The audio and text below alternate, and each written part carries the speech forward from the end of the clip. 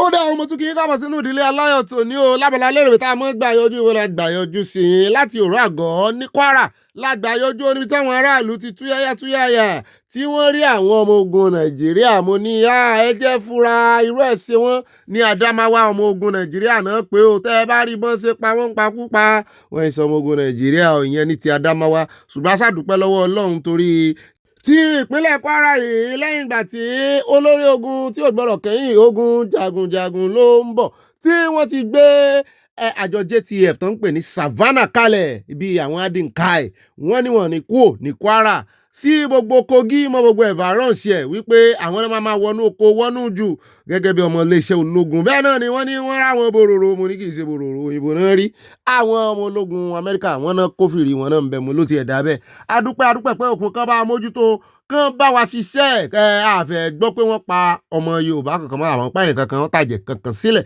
nílẹ̀ Yorùbá adúpẹ́ lọ́wọ́ Ọlọ́run ṣùgbọ́n ní Adamawa lónìí 27 làwọn èèyàn tán pa wọ́n jí ogunlọ́gọ̀ àwọn èèyàn jí kó lọ wọ́n ní wọ́n wọnú ìlú wọ́n ṣe bí àmì ẹ jẹ́ á wo díẹ̀ ń bẹ torí ẹ̀kúnrẹ́rẹ́ ń bọ̀ nínú àkójọpọ̀ ròyìn tóní bá ń bẹ̀ ni o.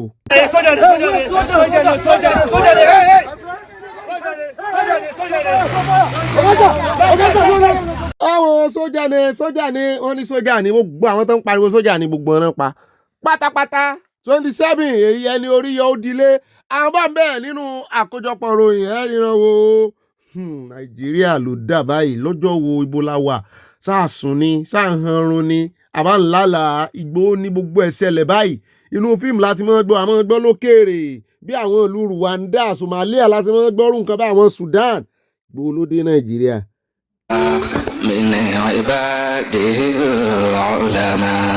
àwọn Boko Haram àwọn tí jẹ́ bẹ́ẹ̀ òun náà ni àwọn ẹni Ọlọ́run àwọn ẹni rẹ̀.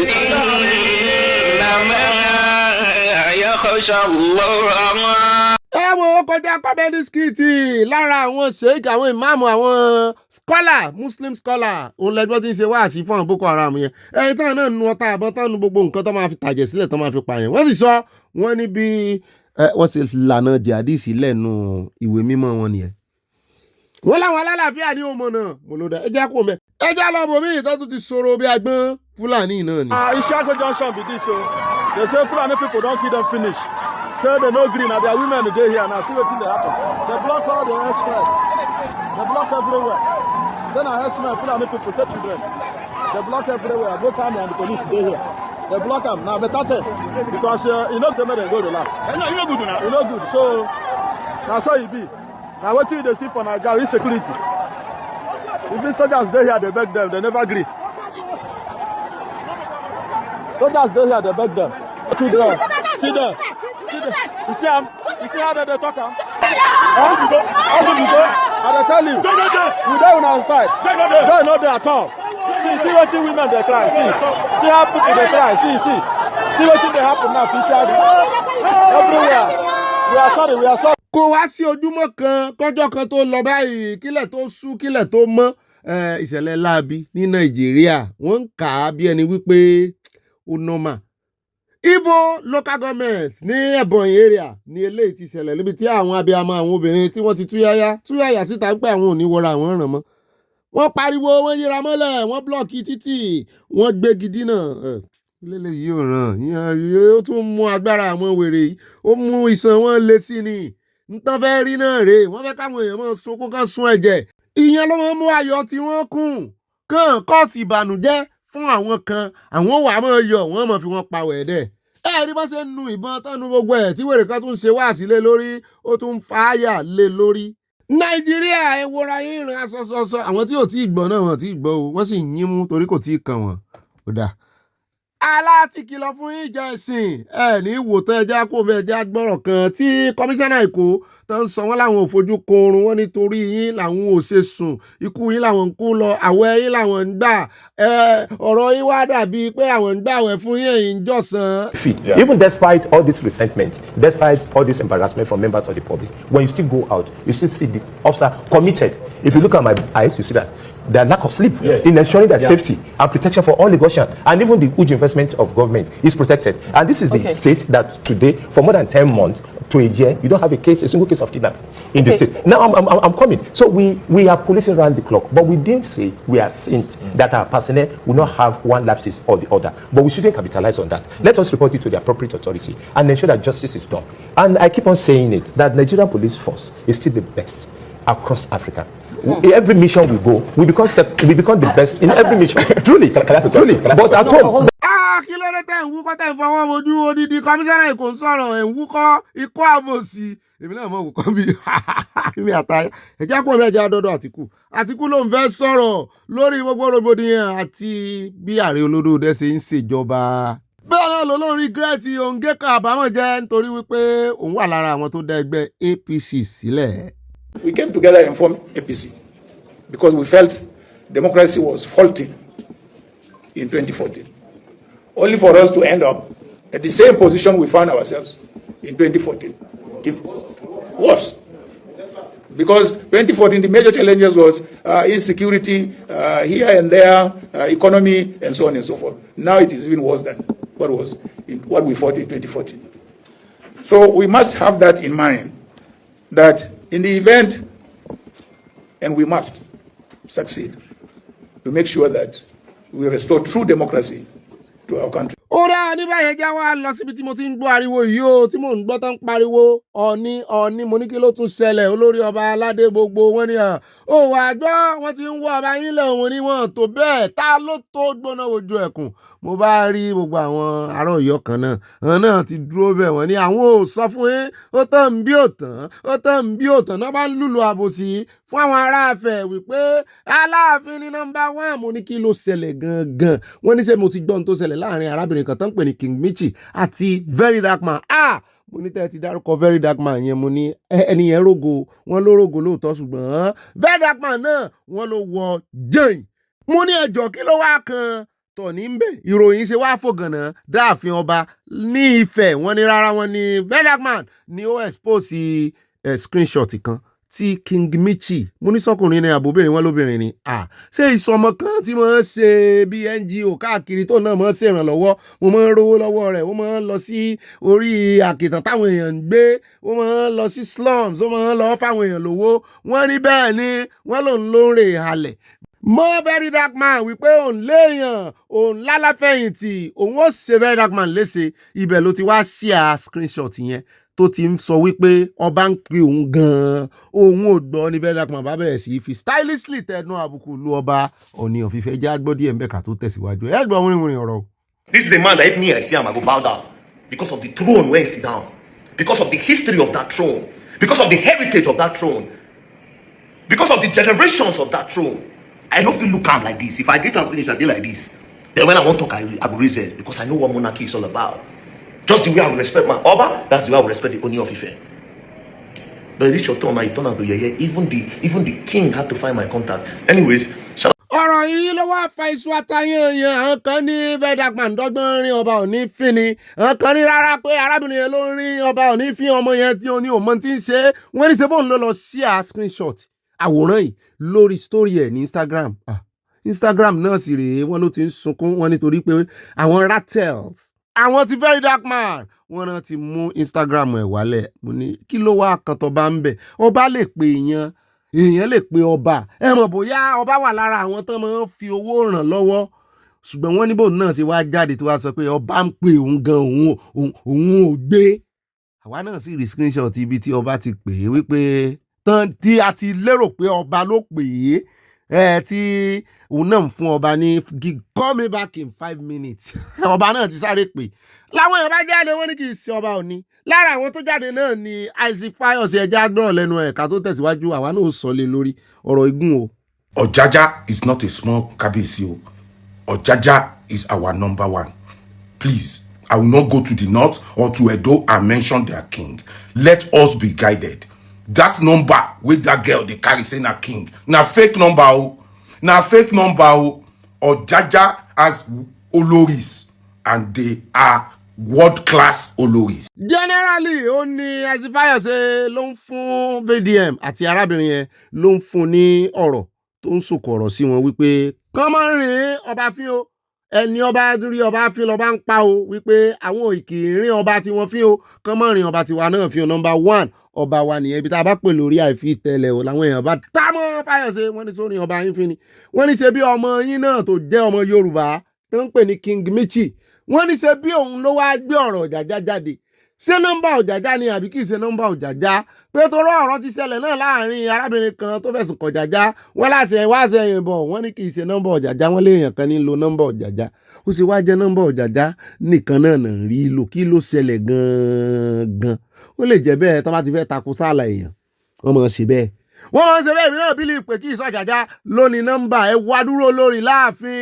bó bá sì jọ Ọ̀jájá náà ló ní nọ́mbà rí ibi tí Ọ̀jájá ti sọ ń bẹ̀ pé mo fẹ́ fẹ́ ọ bó bá sì lóun fẹ́ fẹ́ náà ó fẹ́ gbẹ́sẹ̀ lé ni Ọ̀jájá ò sì lè bẹ́ẹ̀ ṣùgbọ́n mi ò rò wípé ọmọ náà ó láǹkórí débi pé yọ̀wọ̀ àmọ́ sọ pé Ọ̀jájá gan ń pè òun one share screenshot kó o lè fi halẹ̀ mọ̀ very dark man páwọn tó o ní lẹ́yìn rẹ̀ irọ́ kí ló sì fàjà lórí ọ̀rọ̀ NGO náà ni wọ́n ní very dark man ló sọ̀rọ̀ kan wípé o máa expose gbogbo àwọn fake NGOs tó jẹ́ wípé bóyá àwọn olóṣèlú náà ń fi owó laundry náà fi ń bojú náà fi ń ṣe wọ́n ní kò sì dárúkọ ọmọ yìí wọ́n ní bọ́mọ yìí ṣe tapẹ́ nìyẹn lára àwọn tó sì ń sponsor ọmọ yìí wọ́n ní ọmọ Tinubu wà ń bẹ̀ ọmọ yìí náà fẹnu ara rẹ̀ ó tiẹ̀ mọ́ sọ́dẹ̀ àwọn ọ̀sẹ̀ time tó ṣe fídíò yìí náà ti lọ wọ àwọn fídíò rẹ̀ bó tiẹ̀ jẹ́ pé wọ́n ti mú Instagram ẹ̀ wálẹ̀ ní ìsìn sunkún omi ń bọ́ lójú rẹ̀ ni ó ti sọ nínú fídíò rẹ̀ rí wípé 10 million kan pé ṣèyí Tinubu ṣe sẹ́ndí 10 million sóhun a sì mọ́ rí bí sí mọ́ pín owó kó ní kálukú ṣe tiẹ̀ ìwọ ṣe tiẹ̀ kí very dark man náà ṣe tiẹ̀ kẹ́lẹ́kẹ́lẹ́ tí very dark man sọ̀rọ̀ yẹn tán ló bá rèé ṣe project school kan láàrin ọjọ́ 6 ó parí school renovate ẹ̀ ló bá jáde ló bá ń gara ó wá ń sọ̀rọ̀ sáwọn ratels ìyẹn àwọn èèyàn very dark man pé kí ni very dark kí ló ń sọ lẹ́nu what goes in what goes there pé kọ́mọ̀ bẹ́ẹ̀ làwọn ratels bá bò wọ́n ní tó fa wàhálà nìyẹn o kí ló wá kan ti ọba èmi náà fẹ́ fásitì ìkìlọ̀ fún anybody any bagger ẹ mọ̀ mú ọ̀rọ̀ ọba Ọọ̀ni of Ifẹ̀ níta bá pọ́nlé àwa pọ́nlé ni o níta bá pè ní orí àìfi tẹ́lẹ̀ o tó lè sọ̀rọ̀ sí ọba tiẹ̀ bẹ́ẹ̀ wọ́n wá fẹ́ lò ó ní ìsìn ó tún wá ti soríṣiríṣi fídíò yẹn very dark man náà ní lọ́wọ́ díẹ̀ rú ó ní lọ́wọ́ ó ń lo kí ni mo lè pè náà ó ń lo emotional game ló ń lò fọmọ yẹn ó ti wá jáde ní ìsìn gbogbo àwọn tọmọ yẹn wá ń sọ fún wípé kán kìlọ̀ fún very dark man ló bá tún bẹ̀rẹ̀ sí share screenshot wọn lẹ́yìn tẹ́ ti mú Instagram ẹ̀ wálẹ̀ wípé ọmọ ẹ̀ sọ wípé ọ̀rọ̀ serious o Ṣèyí Tinubu ló máa ṣe kíní kan fóun ó ní òun náà wá ní ẹ tí nǹkan bá sóhun o Ṣèyí Tinubu ni òun ní very dark man kàn fẹ́ kóra ẹ̀ sí yọ́yọ́ ni oníjàngbọ̀n ó lágídí mọ́ àwọn èèyàn nífẹ̀ẹ́ rẹ̀ ṣùgbọ́n àṣejù tiẹ̀ náà ń pọ̀ jù àwọn kan ló sàn fún wọn náà lówó tó fi ń ṣe NGO rẹ̀ kí wàá ló dé kí ló fẹ́ fàjà ojú ọrùn tẹ́yẹ fún láì farakanra ó ti wá di wàhálà báyìí àwọn kan ní very dark man fẹ́ blackmail gẹ̀ yẹn ni àwọn kan ní gẹ̀ yẹn náà kò lẹ́ àyàkẹ́bọ jẹ kò lóògùn àrìndọ̀ náà lọ ń já yán wípé kó kójú mọ́ tí ó ń ṣe kó sì mọ ríran lọ́wọ́ gbà lọ́wọ́ àwọn tí ń ràn lọ́wọ́ kí ló wá lé nínú kéèyàn ràn yàn lọ́wọ́ kó náà sì mọ̀ fi ran other people lọ́wọ́ ṣùgbọ́n wọ́n bú gẹ̀ yẹn wọ́n lòun ló fẹ́ fi epo rẹ aṣọ àlà bàbá wa Ọọ̀ni of Ifẹ̀ mùníṣẹ́ wà ní kò ní mọ́ ràn yàn lọ́wọ́ mọ́ ni gbogbo alamọ́gẹ́ yìí ṣùgbọ́n àwọn gbọ́ yìí sọ yìí àwọn alábòsí wọ́n ti ń yí ọ̀rọ̀ wọ́n ṣàwọn wá gbogbo ọ̀nà láti fi tako sáàlà Ọọ̀ni ìrọ̀lẹ́pà kò sí èyí tí ó rí Ọọ̀ni fi hàn nígbà a sì nígbà kan rí Aláàfin náà fi gbogbo ọba ilẹ̀ Yorùbá kódà ọba àgọ́jà tó ṣe é jẹ́ ànígbà kan rí ọfin awàlẹ́yìn àwọn ọba wa tá a bá wá rí èèyàn kankan tó fẹ́ mọ́ lo ohun tó ti wà nílẹ̀ tẹ́lẹ̀ láti fẹ́ mọ́ fi get back àtìkánná àwọn ọba irọ́ ló pa ànígbà fún ọ. So guys, in all of this King Michi and wetin dem dey call am VDM, nǹkan tó dùn mí ní gbogbo ẹ̀ is that chat wey I see. Mi ò fẹ́ gbàgbọ́ pé òótọ́ ni because how on net with that young shikini girl be referring to the most referred ọba monarch in the Yoruba land, Kábíyèsí Ọọ̀ni of Ifẹ̀, Ọọ̀ni Ìrìṣà Ọ̀jájá. Ó refer sí Ọ̀jájá as even this king have to get his contact. Oh my days. òun náà lẹ ti rí yẹn o bí èèyàn bá ti wà tí ó ti wà generous jù tó ti wà buoyant jù sí yàn tí ó ti wà available jù wọ́n ní àrífín tí máa ń tìdí ẹ̀yọ̀ rẹ o kírú ọmọ pínísì yẹn máa ní even níbi tó ń ṣe kíní dé ń sìn ọba ń béèrè nọ́mbà òun lọ́ba tó fẹ́ ràn lọ́wọ́ káti ẹ̀ wà ní nọ́mbà rẹ̀ ni èmi ò wá mẹ́ni tó rán Isaac Fayose o torí kò sínú mẹ́sẹ̀gì pé ọba fẹ́ fẹ́ báyìí tọ́ba bá béèrè nọ́mbà ẹ̀ ńkọ́ ṣé o mọ̀ bóyá ọba rí èèyàn kan tó gbé wá sórí show táànú ṣe ẹni yẹn ni lọ́ba ṣe ó ṣe é ṣe bẹ́ẹ̀ náà mo ti ráwọn bàbá tó pè mí lórí show ìrí lọ́jọ́ tá a gbé woman kan wá tán ní a lè ràn lọ́wọ́ bàbá yẹn ń pè mí ni ṣé ẹ ti get nọ́mbà ẹni yẹn náà ni ṣé a lè ràn lọ́wọ́ ni kẹ́mi náà wá jáde bóyá kíru bàbá yẹn wá lọ jẹ́ bóyá bí èèyàn ńlá bóyá bí mínísítà kẹ́mi náà wá gbé jáde kí n bóyá bùn bá àyà jà lọ́jọ́ kan mo wá ní. ó rèé gbogbo ayé ẹ wá wo àyà ò léèyàn èmi ní o tó múrú mínísítà yìí tàbí irú pírẹsidẹ́ǹtì tó fi ń pè mí ṣé ẹ mọ̀ pé bàbá yẹn á fi bákan so kí Ọ̀jàjà jọ mi ò ní kí Ọ̀jàjà dákẹ́ orí ṣe ọ̀rọ̀ yóò tó kán tàbùkù ọba ṣùgbọ́n àwọn kan tínú ti ń bí tẹ́lẹ̀ oríṣiríṣi mọ̀ làwọn èèyàn ń sọ bẹ́ẹ̀ náà làwọn ọmọ Ẹdó kan náà tán fẹ́ yọ̀rọ̀ sí Ọọ̀ni lára bẹ́ẹ̀ làwọn tọ̀yọ́ kan náà wá dúró táìmù tẹ́yìn náà wá fẹ́ ẹ ṣe rí báyìí náà aya kí ló wí o fẹ́ advice Ọọ̀ni ó tó bẹ́ẹ̀ kí ló fẹ́ sọ pé kọ́ọ̀ni náà má wà available jù wọ́n bọ́ọ̀ bá tún wà available àwọn èèyàn náà tún ní wọ́n ní gbéraga bọ́ọ̀ láì fẹ́ tẹ́ ara yín lọ́rùn kì í ṣàfihàn kì í ṣe ẹ̀bí Ọọ̀ni àyà mọ̀jẹ̀ àsọdìyàn o rẹ̀ jẹ́ adarí ẹ̀ sọ́dọ̀ àwọn èèyàn wa àwọn mọ̀mọ́ ẹ̀yìn bàbá ẹ̀ bá ń dá sí. I dey do aṣẹ́wó she person connect her to me say she dey do aṣẹ́wó too I connect that person number to that person to call her as I call her say yes she dey do am o but the place where she dey nothing dey come out. See, I wish I could send money for him. Make she come there with me. For how many years? Cream, one cloth, only that one where she wear for clothes. And then the knack come. Why she not the knack? So what you be problem? Why she not the knack? What you be problem now? Since how many years? Why I carry her come? She just do account. Her carry since 4 years. She don't pay money for 3 years and instead owe money. Person where she first come, don't clear all in debt. Don't settle that one. Madam, money no dey. But the person where she never even do anything. Man, no dey come again. Am I my fault? But the person where she first come, I don't settle that one. That one don't dey. I don't say. Kúrò ẹ̀yin èèyàn ẹja get serious díẹ̀ ẹja sáré dé Yewata ìròyìn méjì la fẹ́ mú wá fún yín Yewata àwọn tọ́wọ́ bà tán pa àwọn èèyàn rẹpẹtẹ ní Benue ìlọ́jọ́sí ní Yewata àmú wọn bọ̀ nínú àkójọpọ̀ ìròyìn ṣùgbọ́n báyìí ẹja dọ́dọ̀ ọmọ Amẹ́ríkà tó wá lọ́jọ́sí tó wá ṣe iṣẹ́ missionary tó wá kọ́lé tó fẹ́ kọjá fún wọn tó fẹ̀sùn kàn wọ́n àwọn aláṣẹ tí ń ṣèjọba ní Benue State wípé wọ́n inflate price tó ń fẹ́ fi kọ́ fún wọn ọ̀rọ̀ mọ̀ ti bẹ́yìn yọ àṣírí wọn ti tú. wọ́n ní kàkà kí ìjọba ìpínlẹ̀ Benue kán mọ́ dúpẹ́ kán mọ́ yìn wọ́n ní ṣe náà tún bá a jiyàn wípé kí ló kọ́ kí ló ṣe olóńkọ́ lè ta ti kinní kan 18 làwọn rí o làwọn ẹ̀ wá ń bi wọ́n pé kí lẹ̀yin ṣe o owó tí ìyàwó ààrẹ ǹjẹ́ ìṣe 1 billion ìyàwó ààrẹ kó fún wọn lọ́jọ́ sí tá a rí tán ra kinní lé àwọn aráàlú lọ́wọ́ wheelbarrow àbí ìṣe wheelbarrow la rí tán ra àwọn ọmọ ga ọ ẹ̀ tún wàá rò pé lẹ́nu ọ̀rọ̀ ó dà ẹ jẹ́ àgbọ̀. Mr. Kunde, instead of commending and praising the work that is done in your state, you spit. You intentionally lie about the work that has been done in order to discredit what we've done. You are talking of 36 houses. The best of my knowledge, the last time I was there, he raised 18, uncompleted 18 houses I have. You know that it's been more than 18 homes. If you've been to Yewata, you know that the work has been ongoing for months. And at this point, dozens and dozens of homes have been completed.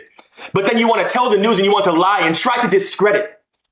And say that, oh, last time I was there, only 18 homes. Well, you must have not been to Yewata in months because today is 41. The very work that you yourself refused to do. For 6 months, the government had the funds to do rebuilding, to be able to help the people. And it wasn't done.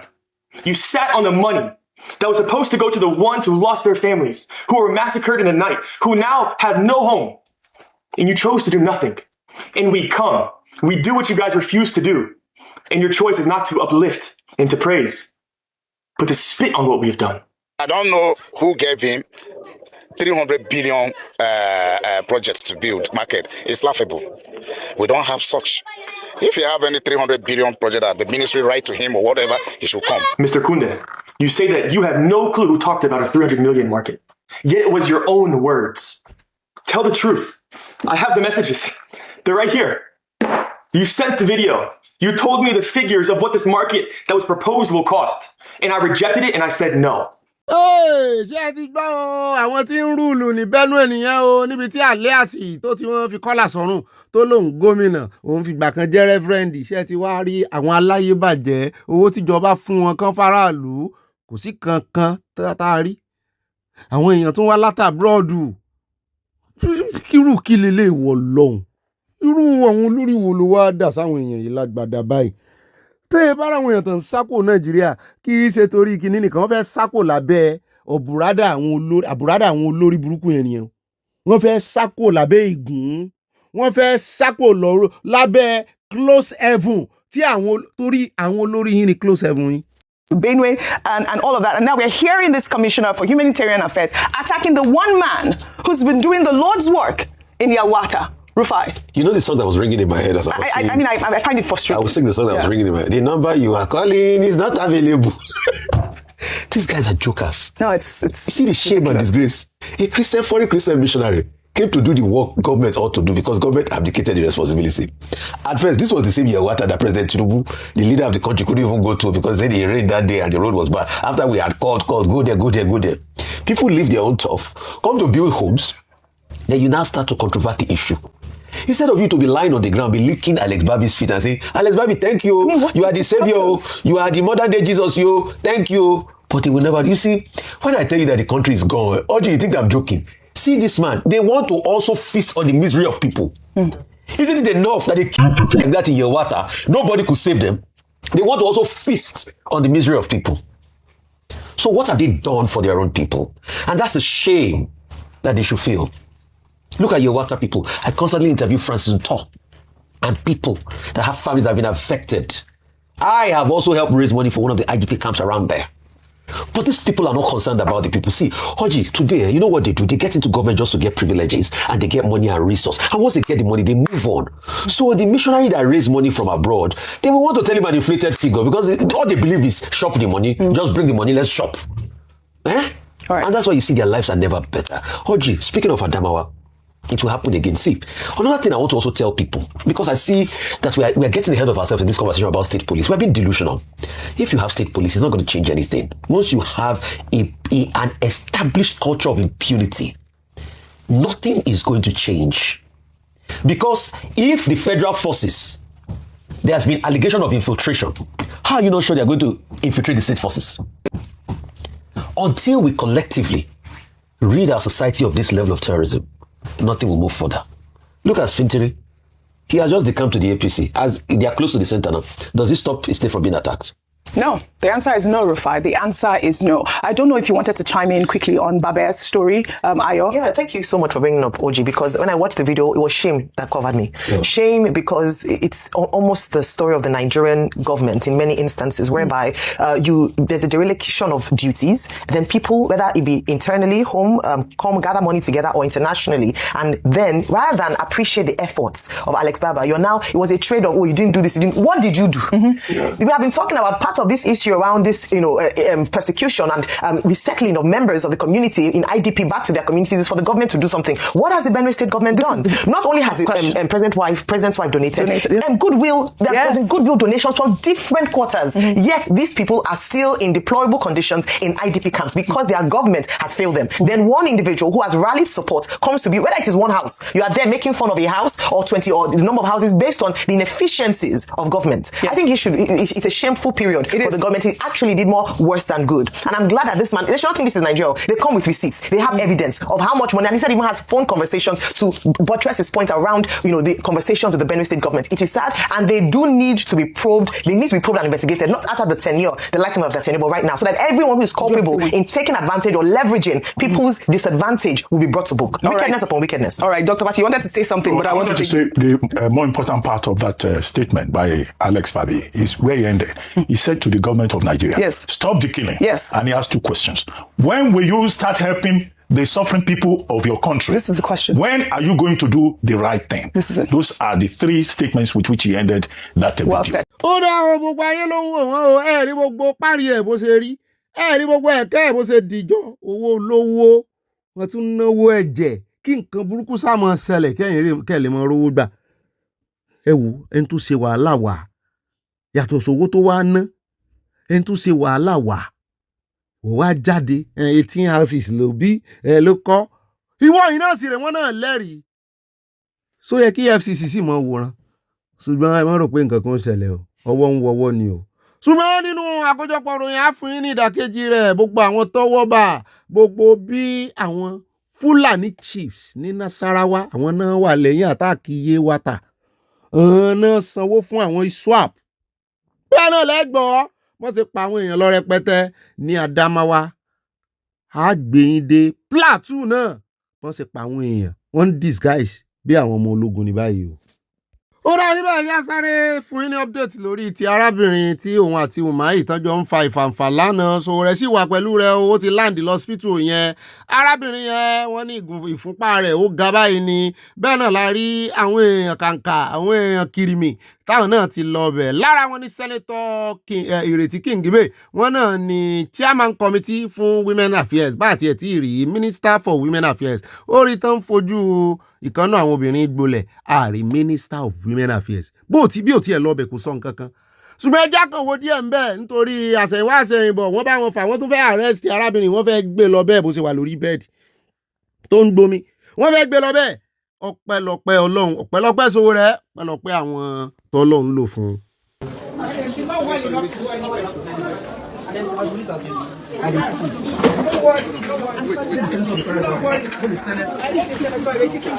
You cannot do anything to you. You have rights to. You have rights, madam. You calm down. You calm down, madam. Ó rà níbẹ̀ jẹ́ àfilẹ́ ìkàfi káde gbogbo rẹ̀ lẹ́ẹ̀ Abala Lerefe àròjọ́ mùsùlùkùn ẹjẹ́ àdọ́dọ̀ àwọn àfà ńláńlá mo ti rà fà kí mu náà ń bẹ̀. Ẹnu bàbá yìí láti máa gbọ́rọ̀, mo fẹ́ kẹ́ ẹ rí ìdí ẹ mọ́ bú bàbá yìí o. Mo kàn fẹ́ kẹ́ ẹ rí, mo fẹ́ tàn mọ́lẹ́sìn kankan ni, mo fẹ́ kẹ́ ẹ rí bí àwọn olórí ẹ̀sìn. Wọ́n ṣe àwọn kìrìsìtẹ́nì ní ó lájẹ̀ kan náà mọ̀ síbẹ̀ o. Torí ní ọ̀pọ̀lọpọ̀ ọgbà tẹ́ bá ń retí kan sọ̀rọ̀, ẹ mọ́ retí ọ̀rọ̀ lẹ́nu wọn o. Torí wọ́n ń rówó gbà lọ́wọ́ àwọn olóṣèlú yìí o. Ẹ jẹ́ a gbọ́ bí bàbá yìí bí wọ́n ṣe ṣe lálàyé wọ́n kó àṣírí fún wa. Ẹ mọ́ expect ọ̀rọ̀ lẹ́nu àwọn o, àwọn rí nǹkan gbà lọ́wọ́ wọn o. Gbogbo àwọn mẹ́tẹ̀ẹ̀ta tí wọ́n ń dun gómìnà ìpínlẹ̀ Ọ̀ṣun èèyàn wa ni wọ́n. Tímọ́tímọ́ ẹ̀ẹ́dẹ̀lẹ̀ sọ wá dọ̀tá sítorí pé ẹ sọ wá dọ̀tá ọjọ́ ọmọdé ó ti pẹ́ lọ́yọ̀ọ́ àwọn alájọ ọlọ́run rẹ̀ ọ̀sọ̀rọ̀ kí ló fẹ́ kí n sọ kí ló ń retí lẹ́nu mi wèrè ni ó ní lẹ́nu òye wù mí ó kéré tán ẹ̀mẹ́rin lọ́dún kọ́kọ́rọ́ mọ́kànlẹ̀kùn àkáǹtì mi àbí láwọn àwítọ́ fún ọdún mọ́lá adélèké tí mo gba $1,000 rẹ̀ lánàá $1,000 mo sì pín méjì àfa ẹ má máa jẹ sùn lójú oorun máa jẹun ẹ má para yín dànù gbogbo ẹ má para yín ẹ̀yẹ mú bẹ́ẹ̀ ti pọ̀ tó ẹ mú 500 èmi náà mú 500 ebi lánàá mi lẹ lò abiláwi nájímù sàlám wà lóye gbogbo ìgbà tí mbẹ́ ìjọba ti ń ṣe spíkà àjọ ọrùn ni abiláwa wíbọ́lá oyèbánjí ìdúntà tí mo fẹ́ wá sílùú yìí ìmọ̀ bó ṣe gbọ́ ó ti kọ́ fún mi lówó àwẹ̀ tó bọ̀ wáyà lọ́wọ́ tó sẹ́ǹdì owó kan wáyà fọ́kùnrin yóò ṣe mistake this is around 500,000 ọwọ́ ní for your food.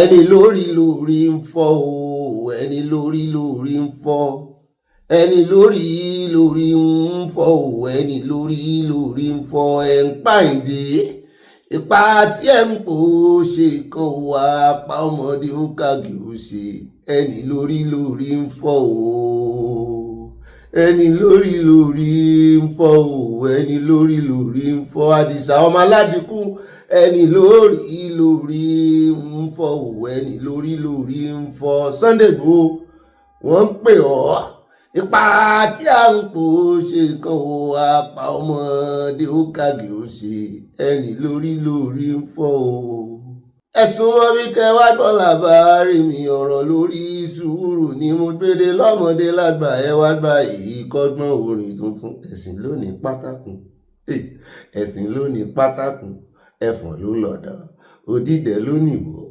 ẹ̀sìn lónìí pátákùn ẹ̀sìn lónìí pátákùn ẹ̀sìn lónìí pátákùn ẹ̀fọ̀n ló lọ̀dàn òdìdẹ̀ lónìí wò ẹ̀sìn lónìí pátákùn ire tó wọlé là ń retí o bàbá ń gbàdúrà sọ̀bà mímọ́ àdúrà ló máa ń gbà kì í ṣàgbára ìbànújẹ́ á sì dáyọ̀ mọ́ wa lọ́wọ́ òwà mi o.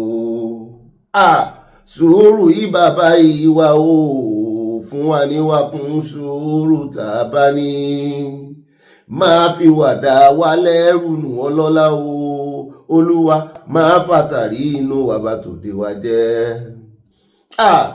Ẹnikẹ́ni tó bá ní sùúrù ohun gbogbo ló níṣẹ́ onítọ̀hún soríire wá sáyé ni. Ọlọ́run ò ṣàláìfẹ́ nìkan ò gbogbo wa lọ́lọ́run fún sùúrù afẹ́ tí ò bá ní tí ò bá mú sùúrù mọ́ ọ̀rọ̀ rẹ̀ àìmú sùúrù ní mẹ́ni méjì ìjà tẹ́ni kẹta ò sí nígbẹ́jọ́ tó máa ní kànfò kó ní sóyá. Bí Sátánì bá wọnú ẹ ojú àmọ́ abániwí kì í bá ní dá abánidá kì í bá ní gbé abánigbé kì í bá ní débẹ̀ ò abánidébẹ̀ kì í bá ní gbé.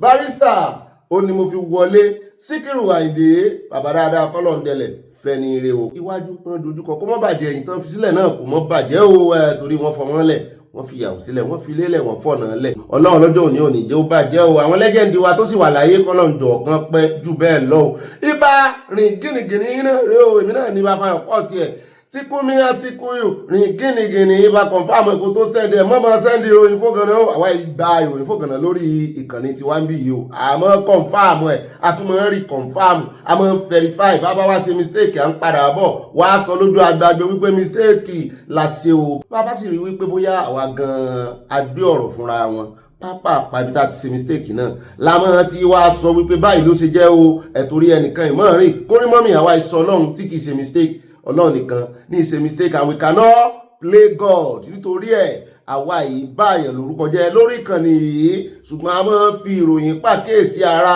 wa sí a sì máa fi jára wa ń tàn mọ́ a sì máa fi sẹ́ndì mẹ́sẹ̀jì sí ẹni tó bá ń bá wípé wọ́n mọ̀ fẹ́ borúkọ rẹ jẹ́ ń bì ìwọ náà mọ̀ ń bá wí ń bì wọ́n fẹ̀sùn kàn kì í ṣàwa náà fẹ̀sùn kàn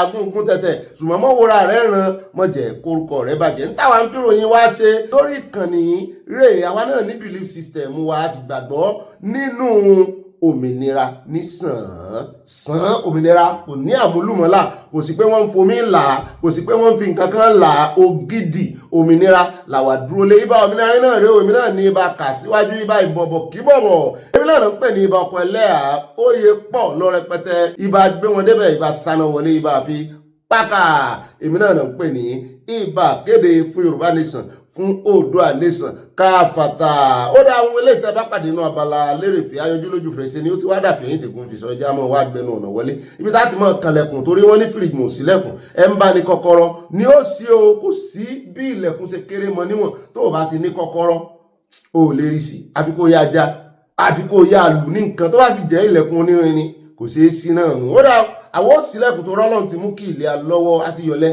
sọ́lọ́run lọ́rùn ọlọ́run ní bá wa ṣe oníṣètò ńlá mètò àṣètò òun náà ni ọlọ́run ti ń gbé wa débẹ̀ àwọn olè gbé èèyàn débì kankan ọlọ́run náà ní fayọ̀ kúnnú wa ibà fayọ̀ pọ̀ tiẹ̀ ibà amúlùdùn iná rèé o yọ ìyá kò ní yẹlẹ ànídànù bí omi ìsanwó ẹ bá ń ké sí gbogbo àwọn ọmọ ìdílé aláyọ̀ yìí pé a tún ti dé o àwọn òní kólókó mọ̀rùkọ àníkọ́lọ́nà mọ́ yẹ̀nà ṣùgbọ́n ẹ fi earphone sétí bẹ́ẹ̀ náà ṣe fi sétí bó ṣe bí iṣẹ́ ló bá yín gbogbo ibi tó bá bá yín ẹ fi earphone sétí ká ẹ mọ̀ ṣe fàájì ká ẹ mọ̀ gbẹ́ ìròyìn ká mọ̀ gbé yín débẹ̀ ká ẹ mọ̀ bó ṣe ń lọ ní gbòòrò ayé alákọ̀ọ́kọ́ nínú àkórí ìròyìn wa tòní ọ̀dọ̀ Galadima láti bẹ̀rẹ̀ níbi tó ti kanu sí máìkì tó ti ń sọ̀rọ̀ àlùfàǹsà ránṣẹ́ sí ààrẹ olódòdẹ wípé tá ń nà ṣe bí wọn náà ní ebí wọn ló pariwo tó kó àwọn èèyàn jáde lọ́jọ́ sí tó ní Jonathan Goodluck kò ṣe dáadáa insecurity ní o Boko Haram ní o kò sí ariwo òbòsí tó fi bọnu gbogbo ayé ló gbóhùn rẹ̀ kétékété pé kí ló wáá dé tó wá jẹ́ pé ń gbàjọba tiẹ̀ gbogbo ẹ̀ wá dojúrú bí ẹsẹ̀ télọ̀ gbogbo ẹ̀ wá dorí kodò ó dọwọ́rú ó dẹsẹ̀ rú ó wá fẹ́ káwọn èèyàn sọ̀rọ̀ ó fẹ́ mọ́ fi Nàìjíríà sí one party mo ní bọ̀dá Galadima ó tún ti gbé inú bẹ́ẹ̀ náà sọ̀rọ̀ kan ti ẹrùfà mo ní lè mọ́ sọ̀rọ̀ kan ti ẹrùfà iye kan yín ni wọ́n ní kò dáa kán mọ́ lo state power láti fi relegate ó sàsọ gbogbo ẹ̀dá alẹ̀ mo ní àmúbọ̀ bóyá olódòdó ó tẹ̀tí sí ọ̀rọ̀ rẹ̀ ṣùgbọ́n àwọn èèyàn wá ní ẹ jẹ́ ká gbọ́ ibi tó ti sọ̀rọ̀ Goodluck Jonathan pé bóyá òun gan gbà náà kò sí lára àwọn tó ní kan lé Goodluck Jonathan kúrò ń bẹ̀ ariwo ẹ̀ sí wá pọ̀ ní ìsìn àwọn bọ́ọ̀ bẹ́ẹ̀ lónìí náà ni kò ní dọ́la àyà ló wá sọ fún mi ó lálábòsí ni ó ní kò ṣe mẹ́nu bà lórí ọ̀rọ̀ insecurity gangan ibo ni source of insecurity bẹ́ẹ̀ bá fẹ́ solve problem yóò kọ́kọ́ mọ ibo ni root problem yẹn ibo lórísun ẹ̀ pé kí ni orísun insecurity Nàìjíríà mo nílẹ̀ Haúsá náà ni kò sì yẹ̀ lẹ́yìn àwọn Fúlàní ó ní kí wá kí ló wá ló ń pariwo ó ní clan wo ló ń belong sí ṣebí Fúlàní enclave ni kí ló ń pariwo sí tó ń pariwo mọ́ àwọn olóṣèlú lórí òun ò ṣe wọn ṣe mójútó ìlú wọn mo ló yọ̀ọ̀dà fún àyà wọn fún ọlọ́rọ̀ sọ bàbá dénú àkójọpọ̀ ròyìn bàbá tí kúrò ń bẹ̀ tán á dé ilé ẹjọ́ níbi tí wọ́n ti ń ṣe trial àwọn tọ́wọ́ bá ti yé wátà wọ́n ń ṣe tọ̀wọ̀ lọ́wọ́ tọ̀wọ́ ti ṣẹlẹ̀ tipẹ́ ṣùgbọ́n ti yé wátà àyàdúpẹ́ lọ́wọ́ Ọlọ́run wọ́n tètè mú wọn torí tọ̀wọ̀ wọ́n ti ń fà á kó ti tora wọn tipẹ́tipẹ́ ṣùgbọ́n nígbà tí Amẹ́ríkà ti fẹnu sí ọ̀rọ̀ yìí nísìn bóyá wọ́n tètè ṣe trial wọn tán ṣùgbọ́n ti yé wátà tán pa over 200 people ní Benue wọ́n ti mú àwọn méje àṣírí tún ti wá túkan àwọn chief àwọn ìmáàmù Fúlàní ní Nasarawa náà ti dìmọ̀ náà ti ṣe meeting wípé fẹ́ pa wọ́n ní Benue mo ní sọ ti wá arrest gbogbo àwọn Fúlàní chiefs yẹn wọ́n náà kọ́kọ́ fẹ́ get done pẹ̀lú àwọn suspect náà gbogbo bẹ́jọ́ ṣe ń lọ àgbéyìn débẹ̀ wò mo lanú lẹ̀ báyìí ni mo lè pàdé bàbá tí wá kó ń bẹ̀ tán á wà yà lọ́dọ̀ tán á yà lẹ́bi máa ṣòfin níbi tá a ti ń gbọ́tọ̀ sọ wípé Senate ti ń pè pé wípé kí wọ́n yọ olórí àjọ CAC lóyè ibi tó ti máa ń lọ tẹ̀tì lọ́mọ register business ní Nàìjíríà CAC wọ́n ní wọ́n fẹ́ yọ kí ló dé wọ́n nítorí pé ó fèlì láti honor invitation mo ní ó dáa àmúwá àjẹ́ kí gbogbo ayé rí bóyá gbogbo àwọn èèyàn ó bá yín fọwọ́ sí bóyá wọn ní fọwọ́ sí bàbá tí wàá kó ń bẹ̀ tán àwọ̀ ayé àlọ́dọ̀ David Umahi ó lóun lọ́rọ̀ láti sọ ní gbogbo ariwo òun tẹ̀ ń pa kiri Umahi náà ti sọ̀rọ̀ lórí ọmọbìnrin tí Sowore ń dífẹ́ǹdì lánàá lórí ẹ̀sùn kan fi kan David Umahi pé ó fẹ́ sásùsẹ́wà ẹlẹ́wà ó sì jẹ arábìnrin yẹn lówó David Umahi náà ti sọ̀rọ̀ ó náà dífẹ́ǹdì ara rẹ̀ ó lóun kọ́ lóun competition sọlọ́pàá táwa ni ó lóun kọ́ lóun fọlọ́pàá mú anybody jàre ó ní kọ́ mọ́ pariwo léun lórí o bẹ́ẹ̀ náà ni a fún lọ́pdéètì lórí bí àwọn ọlọ́pàá ṣe fi bẹ̀lẹ̀ lánàá tí Sowore ò gbà kàn mú arábìnrin yẹn padà sínú prison kó gbá wọn ti àti ẹ̀gbọ́n tán ní Sowore pé the new IG a fún ilẹ̀kùnrẹ́rẹ́ abádínú àkójọpọ̀ ọ̀rọ̀ ẹran létí kí n má gbàgbé o àbí mo ti gbàgbé bàbá tí wá kó ń bẹ̀ tán á yà lọ́dọ̀ the Supreme Council of Sharia in Nigeria SCSN wọ́n náà sọ wípé kò sí agbára kankan. He said no power authority can make Muslim relinquish the practice of Sharia. Ìdìtàn fi sọ bẹ́ẹ̀ àmúbọ̀ lónìí náà ni kò ní dọ́là ní pẹ́lú ìròyìn tòní àtúnwáyà ní márọ̀ onímàkókó lẹ́kọ̀ọ́ níbi tí ìjọba Èkó ti ń sọ fún wa plan táwọn ní fún Makoko táwọn fi ń destroy gbogbo ẹ̀mú ni ó dáa àáfi tó gbogbo àwọn èèyàn létí lónìí náà ni kò ní dọ́là bẹ́ẹ̀ náà látún yà lọ́dọ̀ àjọ FCCPC níbi tá a gbọ́ tán ní afẹ́fẹ́ ti fẹ́ àti rí fòrò adìyẹ ìdí tí local airlines tó fi wọ́n ìdí tí local airlines tó fi wọ́n tó yìí wọ́n ní àṣírí kan ti lu wọ́n dẹ̀ ń probe wọn lọ́wọ́. mo ń gbé bàdà bí ko bọ̀ bẹ́ẹ̀ náà la sọ púpọ̀ lórí ọ̀rọ̀ yìí bẹ́ẹ̀ náà la wà á yà ní Plateau níbi tí wọ́n ti pa àwọn èèyàn lọ rẹpẹtẹ o àgbọ̀rọ̀ lẹ́nu àwọn tọ́rọ̀ ṣẹlẹ̀ sí wọ́n kàn ké wọ́n ń wà mí lójú ni ó máa ṣe o Jáfàrà léwu Jáfàrà wà lára tó ṣe wọn ẹ gbọ́ bàbá dénú àkójọpọ̀ ròyìn bàbá tí wọ́n kó ń bẹ̀ tán àwọn àyà lórí ọ̀rọ̀ ti Peter Obi wọ́n mọ̀ sí jáde wọ́n ní Peter Obi náà target pé wọ́n fẹ́ pa Peter Obi ni ààrẹ olódòdè wọ́n bà gọ́ọ̀mẹ̀ntì yìí jẹ́ wọ́n kàn dẹ̀ pa Peter Obi bẹ́ẹ̀ náà wọ́n náà gangan náà lé wa ta ló sọ bẹ́ẹ̀ táǹkò ló kọ rẹ̀ ń jẹ́ àmúbọ̀ ó sọ̀rọ̀ ilẹ̀kùn àgbọ̀rọ̀ lẹ́nu rẹ̀ nínú àkójọpọ̀ ròyìn bàbá tí wàá kó ń bẹ̀ tán áyà lọ́dọ̀ Walidat arábìnrin tá a mú wá fún yín lánàá táriwo pọ̀ lórí rẹ̀ Garus Galolo náà sọ̀rọ̀ lórí ẹ̀ ariwo yẹn ti wá pọ̀ nílé Haúsá wọn tún ti fẹ́ mọ́ ti ọ̀rọ̀ ẹ̀sìn bọ̀ àwọn ẹ̀ wá ń dá wọn lẹ́kùn wọ́n ń ja ẹgbàá dá wọn lẹ́kùn fún wọn Mọ́rànmí Abọ́láńlé Ògúndọ̀là náà sọ̀rọ̀ wọn ní ká má tọrọ ẹ̀sìn bọ̀ ṣùgbọ́n nígbà táwọn ti wá ń tọrọ ẹ̀sìn bọ̀ ńkọ́ ọ̀rọ̀ ẹ̀sìn náà ń tì bọ̀ wọ́n ní kí ló dé tí wọ́n fi kọ̀ǹbáàtì ẹ̀ wọ́n fagídí kọ̀ǹbáàtì ẹ̀ ni wọ́n lé ọmọ ọdún 16 ní àṣírí ti tú wọ́n ti lọ sí NPC National Population Commission wọ́n ti lọ tú dọ́kúmẹ̀ntì ẹ̀ jáde wọ́n rí wípé kì í ṣe ọmọ ọdún 16 years o wọ́n ti mọ iye ọmọ ọdún rẹ̀ wọ́n ló ti bàlágà kó tó kò lé bẹ́ẹ̀ náà ni wọ́n tún fìdí ẹ̀ múlẹ̀ gómìnà wọn náà tá a ní wọ́n ti wá mú lọ́dọ̀ àwọn DSS lánàá ó ti sọ̀rọ̀ kọmíṣánná kan náà tún sọ̀rọ̀ àbí mínísítà ní fún Women Affairs wọn náà tún sọ̀rọ̀ wọn lákàtà àwọn ló wà wọ́n ní ọmọ yẹn ò fẹ́ lọlé kẹba mọ̀ wípé àwọn òbí rẹ̀ gan-an kò sí bá táà ní sọ ọ̀rọ̀ ẹ̀sìn mọ́ kódà kan wọ́n ti fún ọmọ find the real age ẹ̀ gan ẹ̀sìn làwọn ará bí ìfẹ́ fi wá justice so tá a bá bá wọn sọ ọ̀rọ̀ ẹ̀sìn mọ́ kò dìbàjẹ́ à ń bọ̀ lórí àfúnilẹ́kùnrẹ́rẹ́ o gbogbo bó ṣe lọ bí iṣu ṣe kú bí ọ̀bẹ ṣe là lónìí ni kò ní í dọ̀la a ní rí bẹ́ẹ̀ lọ ní gbogbo àwọn àkórí ìròyìn wa bí àjùmọ̀ bá wà ẹ̀ mọ́ bá nu bọ́dí ìròyìn ẹja ya fọ́tò wa pápá láti ìròyìn tòní ẹ ṣe cheese ẹ ṣe Mushin Abala Sanawole Abala Àfipáká ẹ ṣe Mushin ẹ ṣe ọlọ́ọ̀ṣà sínú ẹ ṣe ẹgbẹ́borùn ó pẹ́ láti gbẹ́borùn èmi náà ó gbé fìlà mo dé fìlà lónìí ṣùgbọ́n mo gbé nínú ọkàn mi ẹwẹ́yẹ Àfipáká everybody looks good ó dá alákọ̀ọ́kọ́ nínú Abala Àfipáká tòní ẹjẹ́ àkọ́kọ́ yà lọ́dọ̀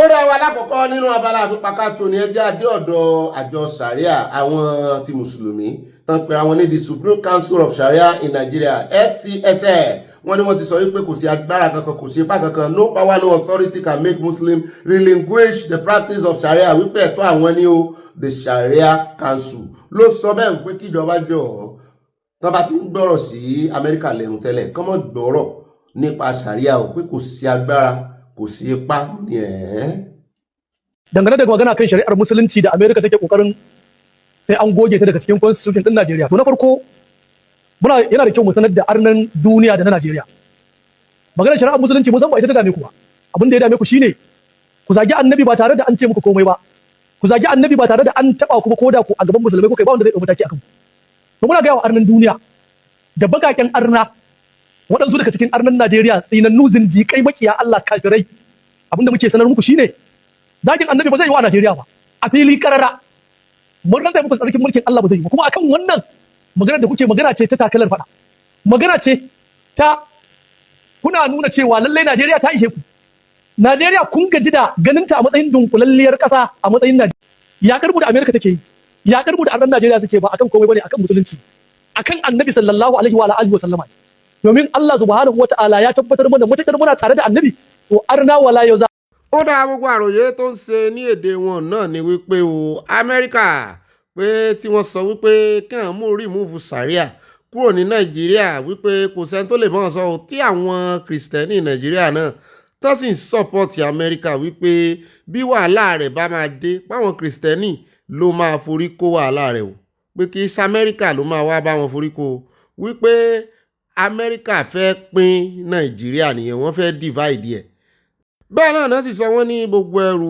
tí bombomu Amẹ́ríkà bá dì wọ́n ní orí ara rẹ̀ ni ó fi dì o wọ́n ní táwọn ọba wá rí ọmọ Amẹ́ríkà tí ó gbé ẹrù yìí wọ́n náà kìrìsìtẹ́nì ni ó mọ̀ gbé o báwọn ọba rí gún Amẹ́ríkà àwọn ò fi òbẹ àwọn kìrìsìtẹ́nì ṣẹbọ o mo ló tán o àwọn kìrìsìtẹ́nì ò sì tí ì mọ̀ lọ́rùn báyìí wípé àwọn aráabí wọ́n jánu lásán wọ́n láláfẹ̀yìntì wọ́n ní àwọn wèrè yìí àwọn ará Iran Pakistan kankan wọ́n fẹ́ rẹ́dí àti gbèsè wọn lẹ́yìn South America bá rí disappointing Christian Nàìjíríà yóò lé o torí wọ́n ti jáde tán báyìí wọ́n fẹ́ fi bò mọ́ wọ́n ń sọ through wáàsí ẹjá wá sáré dé ọ̀dọ̀ kan nù wọn náà bàbá Ahmed ẹrántí rẹ̀ ara àwọn ọmọ Mauritius ó náà fẹnu ara rẹ̀ sọ ó lóun rí gbogbo ohun tí Rilimore ìkan lára àwọn congressman kọ sínú gbogbo report ó lóun ti rí report yẹn ó ní wọ́n fẹ́ báyé àwọn jẹ́ ni ó ní òun rí wípé Tinubu ti hand over sovereignty Nàìjíríà fún Amẹ́ríkà pé kì í ṣe Tinubu ló ń rule pé Trump ló ń rule ní Nàìjíríà o. First of all, I'm one of those Nigerians who is outraged and shocked that Nigeria has virtually handed over our sovereignty to the US entirely and completely. when I saw the documents that listed all these activities and actions that some congressmen like Riley Moore are going to take to Trump, demanding outrageous violations and assaults on who we are as a country, our sovereignty, our integrity, our unity, our internal affairs, our security, the way we live. I couldn't believe it. I could not believe it. This is something Nigeria should condemn without reservation. It appears that this administration has handed over Nigeria to the Americans lock, stock, and barrel. If a team that has come to Nigeria many times, operating under the allegation and the assumption that they are investigating the so-called genocide against Christians, can go back, do a lot of work, and then up the ante and go to say to a president who always leans towards a narrow constituency involving the far right of America and some Nigerians who are apparently very powerful as lobbyists in the US, to denigrate Nigeria, pitch us against each other, and virtually turn Nigeria into a colony. That's basically what that is. Okay. What worries me is what appears to be the indifference of millions and millions of Nigerians who know what Nigeria was and is.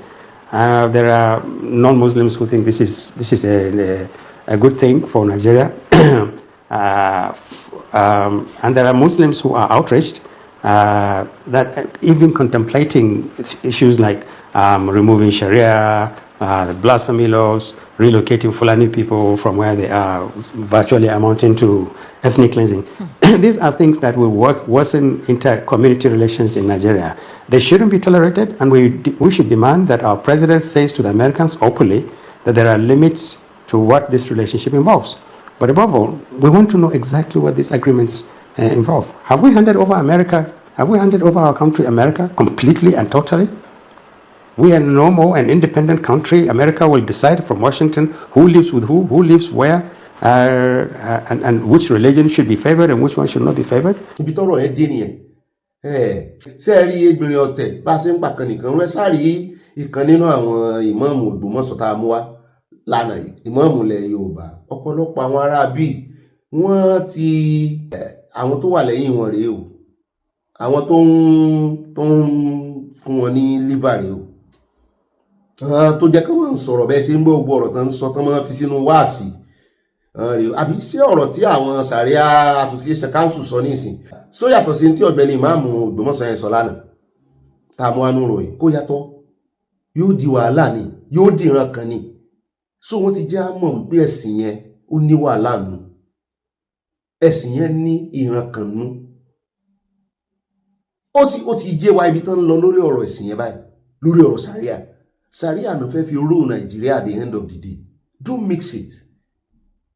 Ẹ má mix ẹ̀. Sharia ló fẹ́ fi rule Nigeria. Ilé ìtàn sọ wípé ó yàtọ̀ sí constitution dádúró, Sharia dádúró, ẹ̀sìn àwọn làwọn fi ń ṣe. Wọ́n fẹ́ gba Nigeria pẹ̀lẹ́ sí yẹn. Wọ́n náà dẹ̀ fẹ́ máa rule Nigeria. Torí tó bá máa mú wọn máa sọ wípé òfin àwọn tẹ́ ẹ̀ bá ti gbà káwọn practice ẹ̀ káwọn ọmọ àwọn lọ school. Bàbá mi kan ti ẹ̀ sọ wọ́n ní tí àwọn agbésùnmọ̀mí bá dé níbi tán ti ń kírun ṣé wọ́n máa sọ fún wọn wípé ẹ jẹ́ ká kírun tán kẹ́ tó mú àwọn àbí kẹ́ tó pa wọn. Bíbi tẹ́ ti máa mọ̀ wípé alábòsí ni wọn o. Wọ́n lè ní kán wá gba 1 billion l'Abuja kán rántí kírun o. Ó bá bọ́ sí táìmù wọ́n lọ o. Wọ́n ní disappoint kìíní ààrẹ orílẹ̀-èdè ò lè fún wọn ní time sí táìmù kó dọ́jọ́ Friday gan wọ́n lọ o. Láti lọ rí ààrẹ tán tí ẹ̀ tí mọ̀ bóyá máa gbówó láti kàn jẹ́ kán mọ̀ wípé àwọn náà rí ààrẹ àwọn bá ààrẹ àfọ̀ sọ ọ̀pọ̀lọpọ̀ wọn ẹ mọ́tẹ̀ lọ́rọ̀ ohun alábòsí náà ń ṣe lọ́yọ̀ọ́ ẹ wo ń tán fọ̀rọ̀ yọ sí àwọn ò ṣe jáde tó bá mọ̀ pé ní ẹ̀mí ẹ̀ ní ìgboyà ṣe pé Aláàfin ní ẹlẹ́bọ àwọn ìmáàmù tí ń tẹ̀lé tán ń pariwo Sharia kiri wọ́n ṣe pé ìmáàmù lẹ́lẹ́bọ mo challenge ìmáàmù Ògbómọ̀ṣọ́ jáde kó pé Aláàfin lẹ́lẹ́bọ ìyẹn alábòsí gbogbo yìí àwọn èèyàn náà ti ń já o àwọn èèyàn wọ́n ń sákòndí ẹ̀sìn oníjàgíjàgan wọn alákatakítí wọn yìí ẹ wá wo bí tá a bọ́rọ̀ lọ wọ́n ní no authority no power wọ́n challenge Nigeria wọ́n challenge the authority of Nigeria ṣùgbọ́n sáwọn Nàìjíríà náà kì í ṣe àwọn tó wà lórí authority ní ìsìn kì í ṣe politics tó fi ṣe gbogbo ẹ̀ náà fi ń deny kò sí Christian genocide kò sí kíní kan kò sí ẹ̀ẹ́rì bọ́n ṣe pa àwọn èèyàn ní Plateau lọ rẹpẹtẹ wọ́n pa àwọn èèyàn náà ní Kebbi wọ́n pa wọ́n lọ rẹpẹtẹ Adamawa wọ́n ti ẹ̀ níbi tán ti pa wọ́n l'Adamawa àwọn Kristẹni ló pọ̀ ńbẹ̀ à ń bọ̀ nínú àkójọpọ̀ ọ̀rọ̀ yẹn ẹ̀ẹ́rì ti Plateau bá a bá rí ti Kebbi náà á jùmọ̀ ẹ jẹ́ àsún síwájú sísún láyé ìgbà náà abala àfipá kàkà mọ́ pẹ̀ rárá kẹfẹ́kẹ́ ẹ mọ̀ wípé àwọn ará bí wọ́n ń ṣó gọ́ọ̀tì wọn wípé àwọn ní gọ́ọ̀tì láti dojúkọ ìjọba ẹ jẹ́ àwa dọ́dọ̀ arábìnrin kan náà tá a gbọ́rọ̀ lẹ́nu rẹ̀ o wọ́n ní wọ́n fẹ̀sùn kàn ní o pé tíṣà ni ṣùgbọ́n ọmọ kékeré ni àwọn tó ń teach wọ́n ní wọ́n wá dúró kọ́mọ yẹn pé 3 years pé wọ́n wá bí pé kí ni tíṣà ẹ ṣe fún ẹ n tó ti ṣẹlẹ̀ nígbà tọ́mọ ò tí ì pé 3 years bóyá 1 year lọ́mọ wà nígbà náà ní kindergarten wọ́n wá dúró kọ́mọ pé 3 years wọ́n wá ní tíṣà àwọn obìnrin tíṣà rẹ̀ obìnrin náà lọ́mọ pé òun rántí nígbà tó ń wà kékeré ọmọ 3 years ní rántí yìí o wípé tíṣà àwọn fọwọ́ ra àwọn ní ojú ara kò ní anyways n ò mọ tí mo fẹ́ sọ mọ́ ọmọ kékeré ẹgbọ́n ṣó lè rántí àyà ní ṣe bẹ́ẹ̀ náà mo rántí nígbà tí mo dàgbà ní ìsìn mo rántí ní tán ṣe fún mi nígbà tí mo wà kékeré gbogbo ẹ̀kọ́ ni mo rántí o ṣùgbọ́n sẹ́yìn náà rántí ìgbà tẹ́ wà ní 1 year èmi ò rántí ìgbà tí mo wà 1 year mo rántí mo tiẹ̀ sì lè rántí láti bí 5-6 years gbogbo ilé tí mo máa ń sọ yìí wọn ò rántí 2 years wọn ò rántí 3 years o wọn ò rántí ìgbà tí mo ń rákòrò wọn ò rántí ìgbà tí mo bẹ̀rẹ̀ sí rìn o wọn ò rántí gbogbo yẹn o ìgbà tán kéékèèké 1 year 2 year 3 years fún mi inú fọ́tò ni mo ti wò ó ṣùgbọ́n láti bí 5-6 years sókè mo rántí ńgbà náà mo rántí àwọn nǹkan kọ̀ọ̀kan gbogbo eléyìí tí mo máa ń sọ tí mo máa ń rántí pé ìgbà tí mo wà kékeré bí 8 years 7, 8, 9 years mọ́ ni yìí máa ṣe ti 4 years wọn rántí tí bó ṣe rí 4 years o wọn rántí o lọ́mọ 3 years yóò wà rántí pé nígbà tó ń wà 1 year arábìnrin kégbàjarè síta mo fẹ́ kẹ́ ẹ jẹ́ ká gbọ́rọ̀ ẹnu rẹ̀ káti ẹ̀kọ́ kọ́ fi ti ara wa gbọ́ ká ṣe bí adájọ́ náà wọn ò ní ká dá lẹ́jọ́ o ṣùgbọ́n ká ti ṣe torí ó ní wọ́n fi òun àtọmọ rẹ̀ òun sínú ẹ̀wọ̀n ọmọ oṣù 8 wọ́n jọ fà wọ́n sínú ẹ̀wọ̀n tún lù sí oyún nínú ẹ̀wọ̀n náà mo ní kí ló wá le tó bẹ́ẹ̀ ó ní òbí ọmọ tó fẹ̀sùn kan òun ó ní skul gan náà fẹ̀sùn kan pé ó wá ní kí skul san owó kan skul wà rówó yẹn san wọ́n wá fẹ́ tì sórí òun pé kán mọ́ wò òun ràn kán jọ kárùn lọ́wọ́ o mo fẹ́ kẹ́ ẹ jẹ́ ká dọ̀ lẹ́yìn mo rò pa mú kankan wá nú Abala Sanawole mo tó rógùn. I was a class teacher, a mere class teacher. Iṣẹ́ 20,000 naira. Life imprisonment report. Wọ́n bẹ̀rẹ̀ ọ̀rọ̀ yìí lórí mi. They started between classmates to classmates. Ọmọ 3 years old méjì. Náà sọ pé ìkọ́kí pencil sí di ara wọn. They started this case between minor to minor. After 1 year, tọ́rọ̀ yẹn ti wà ní court. Náà ṣẹ̀ṣẹ̀ wá ní wọ́n interview ọmọ 3 years. Obìnrin ọmọ 3 years yẹn ló wá recall pé èmi class teacher Ambassador Rukayat was the one who off her The next thing is life imprisonment report. Is it because I'm poor? Is it because I'm voiceless? Is that the reason why you guys are not turning up for my own story? Because my own story is not a gripping story, right? My own story is not a gripping story. But it's a life imprisonment story. If peradventure they pass this false judgment on me, are you guys the one that will take care of my children? Will you be responsible for my family responsibility? Help me to push those videos. Go and check my page. Help me to tag Very Dark Man. Help me to tag to the head notes. Help me to tag to the page. Help me to tag anybody that can make it publicized. Help me. I'm begging. Help me. I have cried enough. I have cried out. Now I'm crying out loud. You guys are not listening. But at the end of the day, if they eventually jailed me for what I never did, by then you will turn camera for me, Abi. You will shout justice for Aralola, Abi.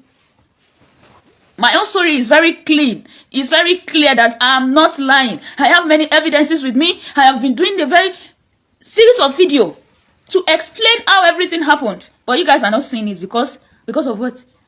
Why? Why?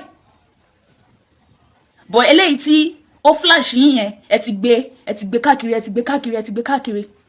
Now ẹ ti wá confused. Àwọn kan drag ara wọn ló parọ́, àwọn kan ní kò parọ́. But my own story that is straightforward, you guys are not seeing it. You guys are not seeing it. Look at my eyes. Ẹkún ló jẹ́ kójú mi wú báyìí. Ẹkún. Information tí mo sì gbà lórí case yẹn lánàá ló tún tear me up tí mo tún fi sunkún báyìí. Lórí pé mò ń wá jíjẹ mímu. Mo lọ ṣiṣẹ́ teacher, class teacher. Èmi ni class teacher, mo l'assistant, mo ní nanny. Àwọn ọmọ yóò jókòó sójú kan náà. We don't mix gender in that class. Boys sit separately, girls sit separately. For Toluwani Oweye, Angel to left his own table to Aduke's table. To go and off Aduke's started pencil, it's not possible. Class. And this is how the father of the girl has been doing. Taking his daughter Aduke to big school to go and accuse them of defiling his child and demand for a huge amount of money. But this time around, the story totally changed. Maybe the school I was working for couldn't meet up to his own expectation. Maybe they can't pay him the particular amount he demanded for. Then they drag everything to court. Over this case, I've lost a pregnancy. They've locked me up in Kirikiri. I and my 9-month-old baby was locked up in Kirikiri. This story isn't pathetic enough for you to help me to share it. Is my own story not tearful enough for you to help me to share, repost, and tag? Help me. I want VDM to come to my rescue. It's only VDM. It's only Showore. It's only all those big activists that can help me to face Lagos State. I am poor. I know that I'm poor. It's because I'm poor that all this is happening to me. You guys can do better, please. My video can still trend on this black app. It's not a must I went to Instagram or Twitter. Other stories are trending on this black app. I can see all of you talking about Mirabel. I've been crying on this black app for past 2 weeks now. Help me to share this story. Go to my page. Download all those videos. Help me to tag. Help me to share. Help me to repost. This case is killing me. I have many things to do. I have many careers abandoned because of this case, because I don't know what to end it. Please, help me to share, help me to tag, help me to repost. Ó dá o ká tiẹ̀ tó wá mọ̀ béèrè ẹ̀rí lọ́wọ́ rẹ̀ àwa kọ́ ládàjọ́ ẹ jẹ́ ká bá post ẹ̀ ká bá share ìkíní ẹ lè clip ẹ̀ gan nínú news yìí tẹ́ ẹ sì lè dá ibi tẹ́ ẹ bá clip nìkan tẹ́ ẹ lè dá share ẹ kò ní ìdíkẹ́ share gbogbo news ẹ lè clip 1 minute ojú 60 seconds lọ ó ní bó ṣe mọ́ clip ẹ ti rí kíní kan bíi scissors lábẹ́ ibi tẹ́ ẹ ti ń wo fídíò yẹn nísìn kíní scissors kan wà ń bẹ ẹ kàn clip ẹ kẹ́ ẹ wá fà á lọ sí ibi tẹ́ ẹ ti fẹ́ kó dúró àti ibi tẹ́ ẹ ti fẹ́ kó bẹ̀rẹ̀ kẹ́ ẹ bá wa share ẹ̀ gbogbo ẹ̀rí tẹ́ ẹ bá nídìí kó délé ẹjọ́ ṣùgbọ́n kán mọ̀ yan arábìnrin yìí jẹ ó sì sọ ó ní bàbá ọmọ yìí náà ó ló ti ṣerú ẹ̀rí àwọn bíbí skul ni mọ́ mọ́ lọ àmọ́ àwọn kan náà tó jẹ́ wípé wọ́n ìfẹ́ sanwó skul tó bá ti dìgbà kan sanwó skul àwọn ọmọ náà máa ń jà náà máa ń bá àwọn proprietors jà bá a ṣe fọwọ́ sí kí wọ́n bàtà yé ọmọ kéékèèké jẹ́ náà là fọwọ́ sí kán bàtà àgbàlagbà jẹ́ bá a ṣe fọwọ́ sí kí ọkùnrin fi ipá bóbìnrin lò pọ̀ tó fẹ́ bá yí obìnrin yẹn jẹ́ náà la fọwọ́ sí kóbìnrin náà parọ́ mọ́kùnrin pé wọ́n fẹ́ fipá bá ń lò pọ̀ nígbà tán fipá bá lò pọ̀ ọ̀rọ̀ yìí máa ń pín sí méjì ni ò ẹ jọ̀ọ́ ẹ jẹ́ ká ti ọ̀rọ̀ yìí kí stéètì rí i kán sì ṣe tó yẹ kán ṣe kán ṣẹ̀tọ́ lórí kìíní tó bá ti jẹ́ pé wọ́n ká iṣẹ́ ibi mọ́ bàbá ọmọ yìí lọ́wọ́ náà kán fòfin gbé kán fi òfin gbé kò sí irọ́ tí ò lè pa ó lè parọ́ mọ́ yìí ó lè bá yé èèyàn jẹ́ tó bá ń fi ọmọ rẹ̀ ṣe ìjẹ́ káàkiri gbogbo skul nítorí pé o fẹ́ claim kán lọ check ẹ̀ bóyá ó ti ṣe bẹ́ẹ̀ rí. ó dẹ̀ káàbọ̀ padà sí ẹ bá ń tẹ́tí gbọ́ dáadáa ẹ bá ń farabalẹ̀ gbọ́ ẹ gbọ́ kí lẹ lérò.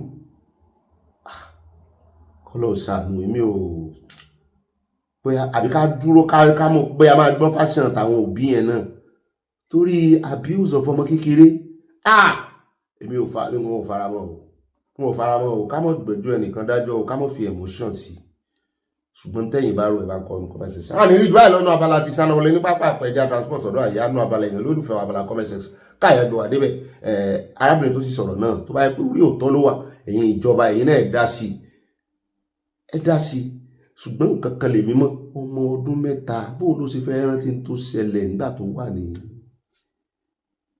àyà gbọ́ wà débẹ̀ nú abala comment section àròjọ mùsùlùkùn mọ́jẹ̀ òfàgùn àyà ti ń le jù. mo máa tún kí ẹ̀yin olófin wa káàbọ̀ sínú abala yín abala comment section mọ́ mi Grace olùṣòótọ́ wọn ni ó yẹ kí wọ́n mú àwọn mùsùlùmí onípákáleke fùrọ̀dán kúrò láàrin àwa ènìyàn gidi ẹranko ní irú wọn jẹ́ ò láàrin ènìyàn kí ìjọba Nàìjíríà ṣe bí ó ti tọ́ àti bí ó ti yẹ. mọ́ mi Stella Odele wọn ní ọ̀bẹ ní bọ́bẹ̀ kalẹ̀ o kí ló dé tí kò sí àlàáfíà ní ìlú wọn báyìí everybody fighting each other everywhere bí wọn ò jà fún ẹ̀sìn ọ̀rọ̀ òṣèlú wá dá wàhálà lẹ̀ ìgbà ọ̀tún kó dé bá ìlú yẹn o wọ́n tẹ love rẹpẹtẹ oríṣiríṣi love alárànbarà ṣùgbọ́n ẹ rántí yọ kíní ìkóńbẹ o eléyìí tí ó là láàrin broken hearted ni mọ́ mi ò mọ̀ pé broken hearted ni bẹ́ẹ̀ náà ni Àríkẹ́ Adésànyà mọ́ mi ní ẹkú iṣẹ́ ìlú olówó amúwadé ilé ayọ̀ àbí ilẹ̀ ayọ̀ méjèèjì náà ni àtilẹ̀ àtilẹ̀ Yorùbá nation going back wọ́n tẹ love rẹpẹtẹ àti nǹkan panu sí a. bẹ́ẹ̀ náà ni àtìmọ́ mi mo dúpẹ́ Táíwò wọ́n ní bọ́bí mi ọ̀wọ́n mọ́ mi ẹ̀ gbọ̀pọ̀ lọ́wọ́ mi ẹ kú iṣẹ́ àtàrà Olúwa pín in lérè láṣẹ Èdùmàrè àmín much love you too màmí. àtìmọ́ mi níkẹ́ jájì balógun wọn ni what is going on in Nigeria mọ́ mi bá ṣe ń bira wa nù o. mọ́ mi Fúnmilọ́lá Bello wọ́n ní ọ̀gbẹ́ni Bobby ọkọ wa ṣé ìjọba sì wà lórílẹ̀‐èdè Nàìjíríà ṣá wọ́n wà àwọn wòrán ni pẹ̀lú bí wọ́n ṣe ń gba ẹ̀mí ọ̀pọ̀lọpọ̀ àwọn èèyàn tí kò sí ọ̀nà àbáyọ ọ̀gá òbí love you wọ́n tẹ love sí mi bẹ́ẹ̀ náà ni wọ́n bú sẹ́rin ayọ̀ àyà mi náà pin ọmọ ẹ̀mọ́ wọ̀rí wọ́n ti ràn jújù. Adésọlá Ọládèjì mọ́ mi dáadáa wọ́n ní kí ni wọ́n ṣe nínú igbó wa ìyẹn àwọn tí wọ́n bá wípé inú igbó náà ń gbé tán sì rí nǹkan kan ṣe sí ẹ máa dírẹ́sì wọn ẹ lílé wọn kúrò ńbẹ̀ kẹ́ ẹ gbẹ̀mí wọn síbẹ̀.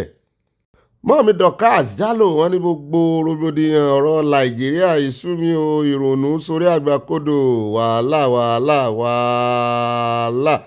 Nàìjíríà. báàmì Adétayọ̀ Adégẹ̀yìn wọ́n ní òbí ìṣòwò rẹ̀ ń ṣe bẹ̀bẹ̀ àwọn ọlọ́pàá Nàìjíríà orí ọ̀pọ̀lọpọ̀ wọn kò pé kí wọ́n kó wọn lọ dojúkọ tẹ́rọ̀ ìbùkún ní fún orílẹ̀-èdè Oòduà from Newark New Jersey USA wọ́n tẹ lọ́ọ̀sẹ̀ àti nǹkan panu. báàmì Fọlọ́runṣọ́ta nímọ̀lá kò ṣẹ̀dá kan wọ́n ní Ọ̀gbẹ́ni Bobby ẹ̀kú iṣẹ́ àwọn ọlọ́pàá Nàìjíríà kò sóhun tí wọn kò lè ṣe nítorí owó agbófinró tí wọ́n ń hùwà arúfin ọ̀pọ̀lọpọ̀ àwọn ọlọ́pàá ni wọ́n máa ní ìṣòro lẹ́yìn tí wọ́n bá fiṣẹ́ sílẹ̀ wọ́n tẹ lọ́ọ̀sẹ̀ àti nǹkan panu kúkú parọ́. bẹ́ẹ̀ náà ni mọ́mí Ẹniọlá Fọláwíyọ́ wọ́n tẹ lọ́ọ̀fù rẹpẹtẹ sí àmúrọ́wọ́ yín o kọ́lọ́mbà nífẹ̀ẹ́ yín. bẹ́ẹ̀ náà ni mọ́mí Grace olùṣòótọ́ wọn ní kí ló dé kò sí olóòótọ́ kan mọ́ báyìí nílùú Nàìjíríà níbo là ń lọ ọjọ́ wo la fẹ́ bọ́ nínú ayé pákáleke tí à ń gbé lọ́wọ́lọ́wọ́ nínú Nàìjíríà ẹ jẹ́ kí a tún ohun gbogbo ṣe kí a lè máa gbé ìgbé ayé ìdẹ̀ra ìdẹ̀rùn àlàáfíà àti òtítọ́ tó péye wọ́n fi lọ́ọ̀fù tẹ̀ mẹ́ta lọ́kàn ní lọ́ọ̀fù wọn. báàmì Fọlọ́runṣọ́ta nímọ̀lá wọn ní ọba Ìpẹ́tùmọ́dù tó lọ roko ọba nílùú àjèjì bí tẹnìkan kò bá bàjẹ́ tẹnìkan kò lè dá àwọn gọ́vnà ló fẹ́ máa yanba fún aráàlú nítorí pé Ifá ti ń gba dollars àti jeep wọ́n tẹ lọ́ọ̀sì Ifá kọ́ ló gba dollars o àwọn babaláwo ọ̀sán gan babaláwo ìgbàlódé gangan náà ń gba dọ́là ni wọ́n fẹ́ bójú Ifá jẹ́ Ifá kì í purọ́ Ifá kì í ṣèké. bẹ́ẹ̀ náà ni báàmì Òkènlá Adédọ̀tun wọ́n ní Olùkùnmi Bobby ó ń pẹ̀tù elect ọkọ̀ mọ̀látò sẹ́ǹkìmí náà rè yóyò ọkọ̀ ẹlẹ́yà tẹ́mù ọ̀dà ẹlẹ́yà náà kúkú ti gbọ́ ẹ kú ìgbìyànjú o ẹ jẹ́ kí arábìnrin yẹn mú convincing evidence wá lórí allegations ìṣàṣùṣẹ́wà against Umahi kó má lọ jẹ́ ariwo lásán ló ń pa ọ̀dà. mọ́mí alájà Mọ̀dínà Solomon wọ́n ní agbára òṣì ni wọ́n máa ń lò ṣòwò rẹ̀ ní ọkọ̀ ìyáláyà wọn o ṣàṣàǹgẹ̀lẹ̀ bí wọ́n lóògùn ẹrú ṣòwò rẹ̀ ò ní wò bẹ́ẹ̀ ṣàṣàǹgẹ̀lẹ̀ òun gangan lọkọ̀ ìyá àwọn alágídí lọ̀gá alágbára wọ́n ní you are too funny bẹ́ẹ̀ ni èmi náà mọ̀ mi. Báàmí Martin Adébọ̀wálé wọ́n ní what is wrong with Nigerian politicians when karma happens to them suddenly ẹ̀jẹ̀ a máa yọ nímú wọn. mọ́mí Dorcas dúró Olúwatúnmiṣe wọ́n ní kí àwọn church kìlọ̀ fúnra wọn èwo ní ìsọ̀rù láàkó yìí ọdún méje wọ́n ní ó ti àwọn ipob lẹ́yìn fún iṣẹ́ ibi please turn over. wọ́n ní ẹ sáà jẹ́ ká ti Tinubu lẹ́yìn ká lè rọ́nà kọjá bẹ́ẹ̀ ni táwa náà ṣe ni kí Rẹ̀mí máa purọ́ kiri o ọjọ́ pẹ́ tí pẹtiró attendant ti ṣe jìbìtì epo Odua nation no going back from Providence Rhode Island aya ọmọ tó àwọn kìíní dáadáa lónìí first comment second comment wọ́n tẹ̀léra wọn ni wọ́n gbé fúnra wọn ni. a ò bóyá yóò rí bẹ́ẹ̀ lórí ti ibà màmí náà bóyá wàá tó tẹ̀léra.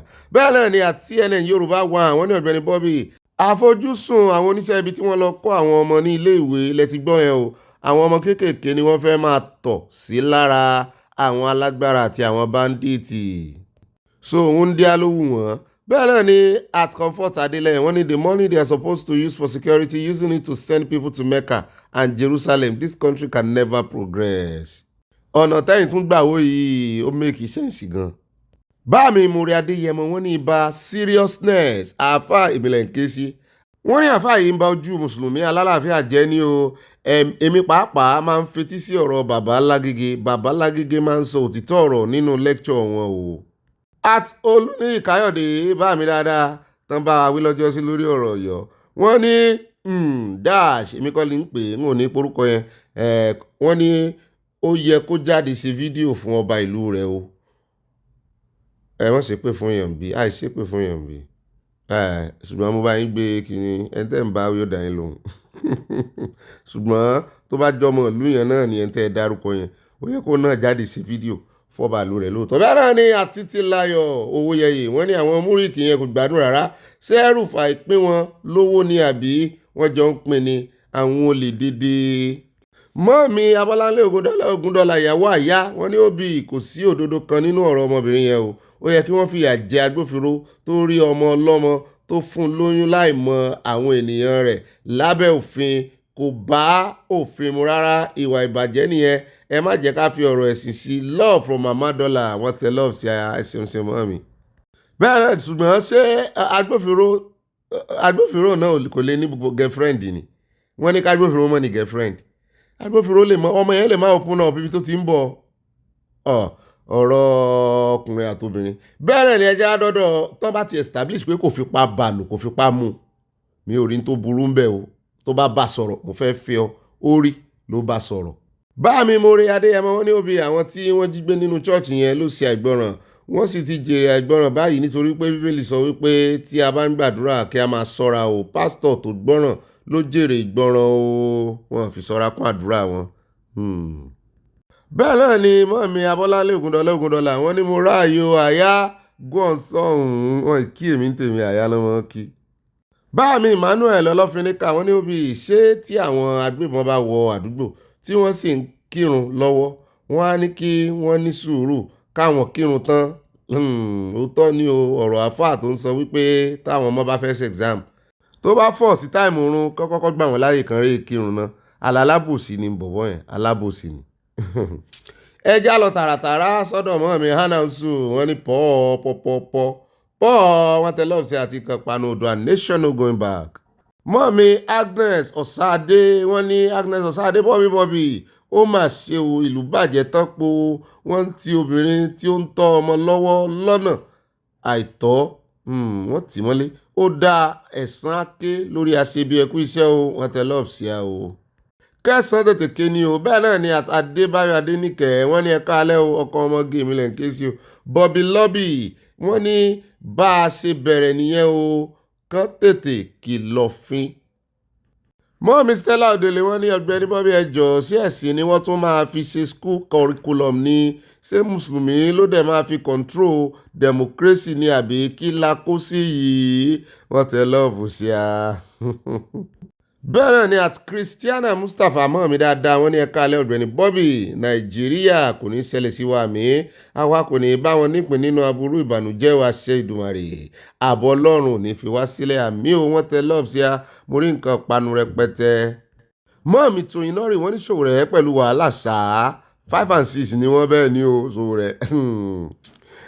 Captain Mike Adesanya wọ́n ní òbí èèyàn yìí bá mi yọ yẹ̀yìn kò ní yẹlẹ̀ oníròyìn àgbáyé ọkọ̀ ẹlẹ́hà èmi fi ara mọ́ ọlọ́pàá ìpínlẹ̀ mo rọ ọ̀gá IG tuntun kí ó mú un ní ọ̀kúnkúndùn yóò ju wọn ṣe o àṣẹ Ìdùmarè. Mọ́mí Adésọlá Ọládèjì wọ́n ní ẹ̀yin adarí Yorùbá ẹ ní ìsinmi, wọ́n ń pa ọmọ Yorùbá ẹ sì ṣe nǹkan kan sí ẹ ní lẹ́yìn.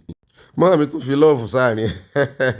At Agnes Osade wọ́n ní Bobby, the Lord is your shepherd in Jesus' name. Amen. We believe that whether Boko Haram likes it or not, they will perish very soon in Jesus' name. Ẹ kú iṣẹ́ o. At Format Breeding, ẹ̀mí ọ̀gá gangan, mo sì sọ fún yín pé ẹ̀mí ọ̀gá ń gbọ́ yín bá mi Adédọ̀tun. Wọ́n ní ẹ̀ka alẹ́ gbogbo ilé aláyọ̀, èmi ẹlẹ́yà Tẹ́mù ń kí yín o, ẹlẹ́yà Amazon ni ẹlẹ́yà mi ò kì í ṣe ẹlẹ́yà Tẹ́mù o. Wọ́n ní àyà ẹ kú iṣẹ́ takuntakun tẹ́ ń ṣe fún mi lórí ọ̀rọ̀ ìyàwó lì ọkọ mi ti ń gbélé báyìí. I love you babe. N ó wà á mọ̀ ṣòfófó àyà náà fún ìyàwó rẹ̀ Ọlọ́run ọba mọ̀. Àyà ti ń yọ bóde. Bẹ́ẹ̀ náà ni ẹja lọ́nà bá mi orí Ọlọ́run rí wọ́n ní àyà mo gbọ́ statement kan pé ó fojú ṣe kínní. Mi ò like ẹ o because everybody no be mugun o. Èmi kọ̀ǹkọ̀ Omai àbí kí ló ń pe orúkọ ara rẹ̀, ìdájọ́ Ọlọ́run máa débá láìpẹ́ lágbára Ọlọ́run àmì orí Ọlọ́run rí from Dallas, Texas. Bá mi yọ yẹn kò ní yẹlẹ̀. Ẹja dọ́dọ̀ mọ́ mi Ọlápẹ́jú coast wọ́n ní àwọn wo náà fẹ́ kọ ní àwọn wo ni jàǹmọ́ wèrè. Ẹ̀mú wèrè tẹ́rọ́rìsì ni kì í ṣe ọmọ Ògbómọ̀ṣọ́ o.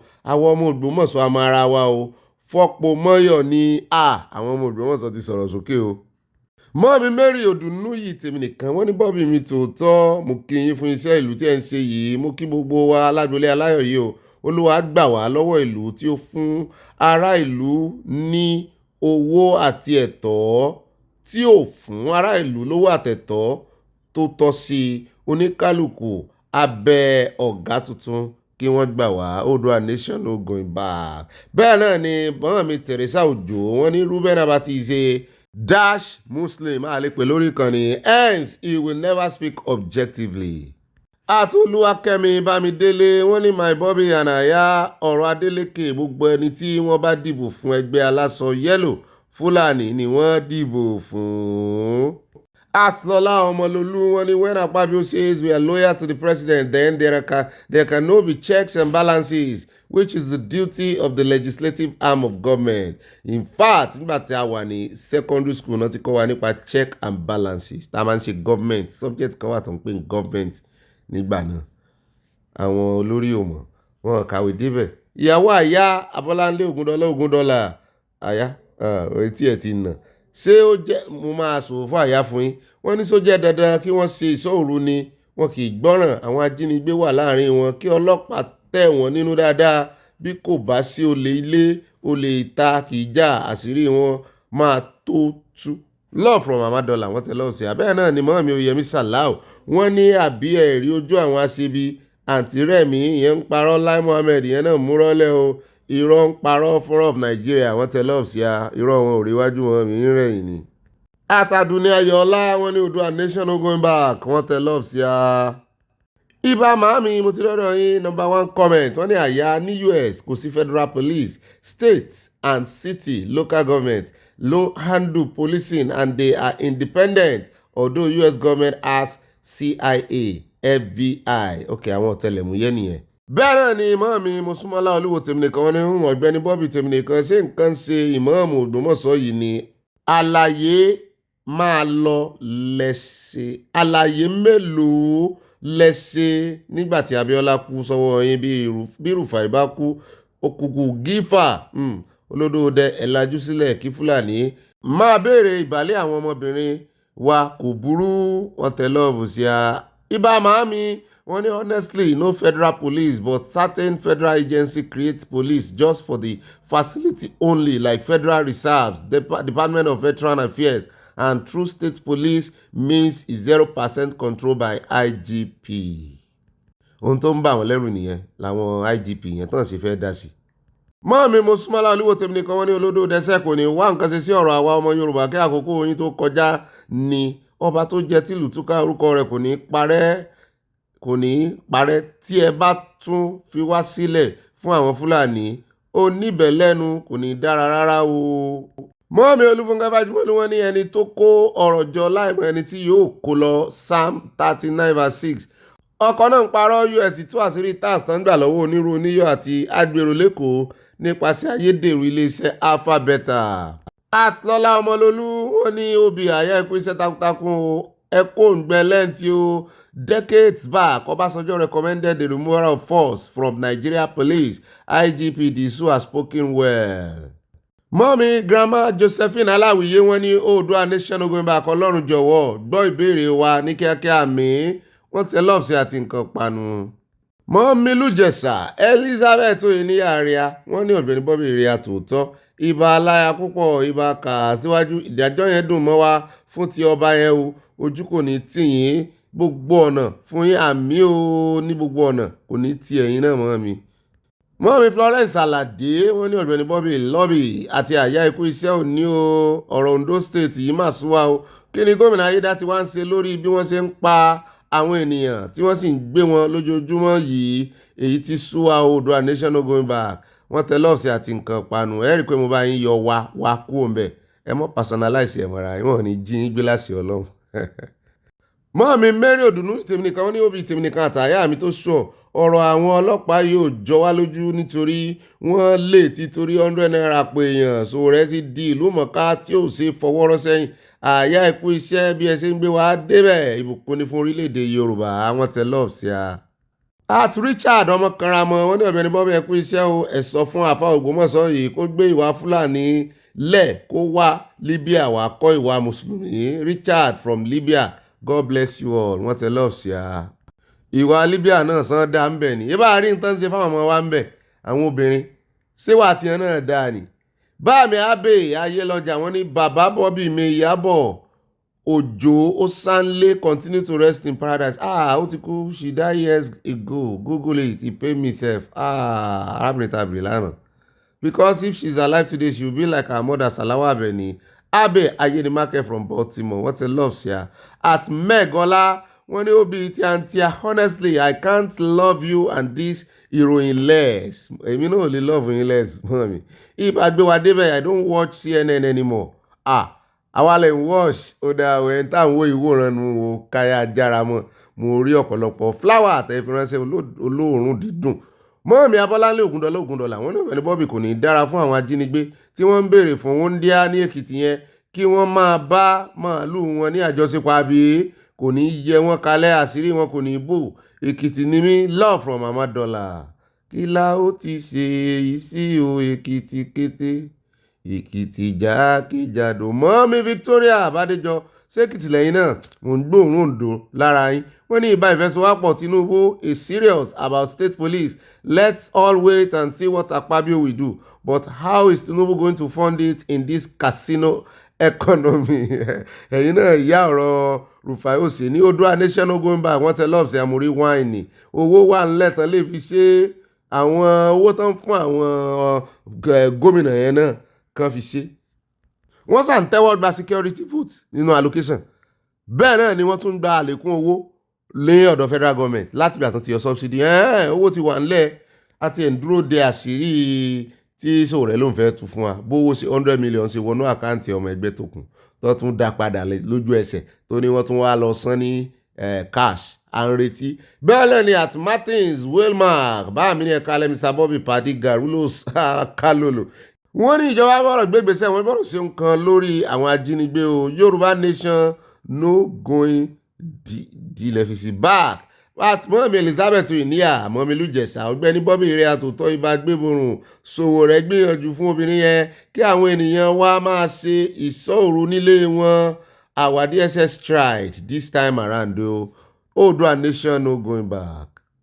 mọ́mí gbé kùndùs fún DSS bẹ́ẹ̀ náà ni Adépọ̀jù Ọ̀pẹ́yẹmí wọ́n ní ẹkú ìyànjú Mr. Bobby aláyọ̀ wa tí bàbá Sunday Igboho bá join òṣèlú iṣẹ́ tó ń ṣe náà ni ó ṣe wọbẹ̀ ó ṣe wọbẹ̀ ṣé bí wàá gbàkàrà wàá gba dùndú ni ọmọdé fi mọ ojú ènìyàn bàbá ò lè disappoint ọmọ Yorùbá kí Ọlọ́run kó bá wa ṣe èmi tiẹ̀ ti mọ bàbá yẹn Ọlọ́run ọba pẹ̀lú gbogbo ohun tó fi dúró tiri yẹn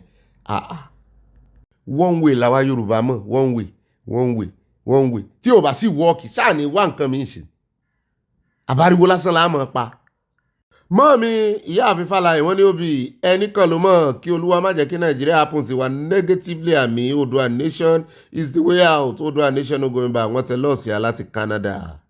At Olúkáyọ̀dé goodness wọ́n ní they don't want Mudia of Alujanna again Wundia náà fẹ́ kọ́ Wundia of Alujanna again yẹ̀yẹ́ religion. Bẹ́ẹ̀ náà ni mọ́mí Sadé Ìbírónkẹ́ àti olórí Sadé ló tún wọ́n ní General Bobby Ayọ̀ ní Ayọ̀ rẹpẹtẹ ìmáàmù Ògbómọ̀ṣọ́ jẹ́ Fúlàní tó fẹ́ dá omi àlàáfíà ilẹ̀ Yorùbá rú o ṣùgbọ́n Olúwa adójútì àṣẹ Ìdùmarè wọ́n tẹ lọ́ọ̀sẹ̀ àti nǹkan panu. Bẹ́ẹ̀ náà ni mo rí ìka méjì bíi ti bàbá wa Sage Awólọ́wọ̀ lókè.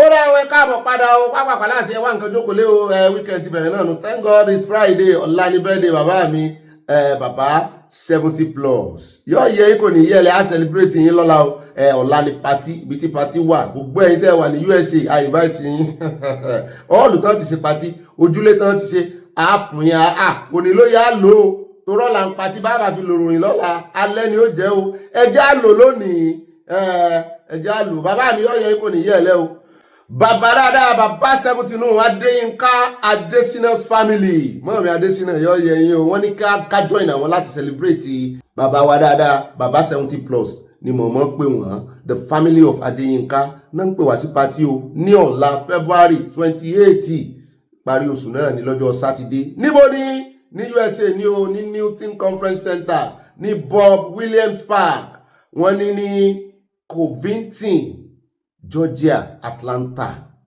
ó dáa gbogbo ẹ̀yin tẹ́ bá mọ̀ bẹ̀ ẹjá pàdé bẹ̀ ẹni ṣe wọ́n wà ẹ wá ní kẹwàá òwe ẹ rí mi àbẹ́ẹ̀ ní rí mi bẹ̀ ṣé wọ́n wà fún lálẹ́ yìí ẹjá wish bàbá wa happy birthday to you ìgbà ọdún kan mo mọ̀ fi sí ìbẹ̀rẹ̀ ìròyìn àkójọpọ̀ ni kí gbogbo ayé lè rí ẹ dàgbẹ́ ẹ dògbò ní wáyé tí o gíláàsì wáìnì wa ga jù ní lọ nínú bí it's beautiful bàbá mi kẹpẹ́ kẹ́ẹ̀tọ́ kẹ́ẹ̀gbó wo àwọn bàbá tí mo múnú mi dùn àwọn tí mo kó sí lọ́wọ́ lórí ìkànnì rẹ̀ tí mo ti ń jọlá ọgbọ́n wọn. Ó dára ẹjá mọ̀ tẹ̀síwájú alákọ̀ọ́kọ́ ní ìròyìn tòní báyìí bá wà bọ́ọ̀ bá dilẹ̀ bá pèsè tí wọ́n nǹkan panu nǹkan tẹ́ mọ̀ fi sọ̀rọ̀ àjìjà ó dá àbí ká sọ di ọjọ́ patí ká sọ dọ̀la kárí ìṣèfàájì rẹpẹtẹ. Alákọ̀ọ́kọ́ ní ìròyìn tòní Èkó láti bẹ̀rẹ̀ ẹjá lọ sí Makoko níbi tí ìpínlẹ̀ Èkó tó ti ń sọ fún wa pé ẹ wá gbọ́ plan àwọn ní plan láti ṣe floating city àwọn fẹ́ dá ìlú lẹ̀ sórí omi tí ó mọ̀ float mo ní sójú òfurufú ni ní í ṣe òpómúlérò mọ́jà àlè kan ẹ fẹ́ dá floating kìíní lẹ́yìn tó wà mẹ́tẹ̀lẹ́ kò float tó ẹ̀yin ò ṣe coordinate wọn mo sì kọ́kọ́ destroy everything ìgbà tó ti ń ṣe lọ́lẹ̀ tí láti coordinate oníkálukú Ọlọ́run ló mọ̀ tó fẹ́ ṣe sórí omi mẹ́ bóyá fẹ́ sanfíìlì ẹni àmọ́ yóò sojú wa kò ní iṣẹ́ yìí wa torí wọ́n ti mọ̀ pé nígbà táwọn bá fi bẹ̀rẹ̀ rẹ̀ àwọn ọmọ Nàìjíríà ti pa wọ́n ti gbàgbé pọ́n bàbẹ̀ yẹn jẹ́ ni àwọn ọmọ Nàìjíríà ti gbàgbé wípé destroy kan bẹ̀ àwọn lé àwọn tó wà ń bẹ̀ tẹ́lẹ̀ lé ń kúrò ẹ bá ń tẹ̀sí àwọn orí ọmọ omi náà ló lè gbórí omi bóyá èmi mọ̀ pọ́n máa fẹ́ sanfíìlì bẹ̀rẹ̀ ni ẹja mọ ohun tí ó ṣẹlẹ̀ tọ́nà bá sanfíìlì tó bá yẹ kórí omi náà fẹ́ kọ́ àwọn lé yẹn sí ọmọ omi náà ni ó gbé orí omi ẹ bá ń tẹ̀sí ilé agbára ẹja gbọ́rọ̀ lẹ́nu wọn. Makoko is a community that existed for a very long, since the 17th century. You know, gentrification is when you remove poor people and you replace them with rich people. That's not what this government is about. We are not planning to gentrify Makoko, but we want to give them better living conditions. When you go to Makoko, Makoko is at its lowest ebb. Do you understand something? And regeneration, which is a rebirth, you know, you can imagine a human, do you understand something, that has cancer cells. Do you understand? At some point, you need to cure the human, you know, of cancer for the human to survive. So when you go to Makoko, one of the things that you see is that, the government's presence is needed. Any responsible government will ensure that you improve the living conditions of your people. For those that are on the water, you will see that the only intervention that has been carried out over the last few weeks is just to push back those who have gone, you know, under the high tension. You know, if you decide that you want to, you know, go on like a 20-story building and you want to jump down, I will have to save you from yourself. It may even be more dangerous, you know, to have people living under the high tension corridor, because if the high tension cables fall, you know, it's disastrous. You know, and what actually happened was the high tension cable fell in one area in Lagos, and we took a decision to free up all the spaces under the high tension, which makes up the high tension corridor. You understand? And we've done this in Amikole, we've done this in Lekki Expressway, and I'm sure even the media will bear me witness. So, I mean, on water, it could even be more dangerous. So we are doing the best that we can just to save our people from themselves. Do you understand? But in terms of the regeneration of Makoko itself, Makoko community is where it is. We have not taught the community. We have only gone to where people decide. I mean, when you talk about urban sprawl, the urban area will grow. So if these things are not checked, they will grow uncontrolled. So it is the uncontrolled growth, sprawl, that has gone to the high tension, which we are now trying to push back. Do you understand? And in the course of pushing back, you understand, definitely we need to engage people. So the government engaged the people of Makoko. We work with the people of Makoko. You understand? So having conversations around how many meters we are going to take, are some of the things that are now being misrepresented, because the government was very clear. When we removed Okobaba, you understand, Okobaba was a sawmill within the urban area, and there was a fire almost every other day. You understand? And as a result of that, Abala Ahmed Tinubu, who is now currently the president of the country, when he was the governor of Lagos State, decided that Okobaba will be relocated to Adamawa. Under this administration, we have successfully moved Okobaba to Adamawa. And someone was asking me, do we have low-cost houses in Lagos? I said we have zero-cost houses in Lagos, because Governor Babajide Olusola Sanwo-Olu gave 300 to 500 houses free to the people of Adamawa. That is a testimony, that you can actually visit Adamawa and see what is happening there. Save the people for themselves. But I want to tell you that we are coming up with a project together with our international partners, particularly UNDP, UNCHS, the UN mission. Generally, they are working with us to create water cities. We are going to build houses on water, floating houses for the people of Makoko. We will also do a regeneration plan to bring life back, to have a rebirth of the entire Makoko area. Makoko is our responsibility, and we will not leave any stone unturned to ensure that the people of Makoko, have a better life. Makoko will be redeveloped, will be rebuilt. Makoko will be given a total makeover for the people of Makoko, and not for any other person who may be thinking that it is an area where we can grab land. I mean, the government, we don't grab land. What we do is to provide infrastructure and provide social amenities for the people of Lagos State. Ẹgbọ́n ṣe ẹgbàgbọ́ gbogbo bí wọ́n ṣe ń sọ̀rọ̀ lábẹ́ ẹ̀gò yìí, wọ́n náà fẹ́ mọ̀ wo jẹjẹrẹ. Àwọn ará bíi ibi tẹ́ wá kó wọn lọ lágbọ̀wá tẹ́lẹ̀ rè pèsè ilẹ̀ fún wọn. Sórí omi náà ni àbórí ilẹ̀. Bó bá jórí ilẹ̀, ìsórí omi náà. Ṣé ẹ̀ẹ̀kan wábì kan fún wọn náà ni àwọn ọmọ onílẹ̀ lágbọ̀wá, wọ́n sì gbà fún yín náà. Àbí wọ́n kàn fún yín lẹ̀, àbí ilẹ̀ tó free wà lágbọ̀wá tẹ́ fi relocate àwọn èèyàn lọ bẹ̀. Àbí kán lọ ra lẹ̀ tán bá débẹ̀ lẹ́ ń sọ, pèsè ilẹ̀ fún wọn níbẹ̀. Eléyìí tẹ́ wó, ṣé ẹ fún wọn lówó? Gbogbo òyìnbó tẹ́ ń sọ yìí, àwọn èèyàn wọ́n mọ̀ pé ọgbọ́n ká fẹ́ràn sẹ́nu ká wà tì ní. Ó dá wọn tí náà fẹ́ ṣe dáadáa fáwọn ará Makoko ni. Èmi rò pé bẹ́ẹ̀ bá tiẹ̀ ṣe náà kì í ṣe kẹ́ ẹ bà nǹkan jẹ́. Ẹ rọra mọ́ sí díẹ̀ náà ni. Ẹ kọ́kọ́ fi example lélẹ̀. Bóyá ẹ kọ́kọ́ pèsè ibì kan. Ó dá wọ́n láwọn ti pèsè ibì kan fún ọ ní Àgbọ̀wá.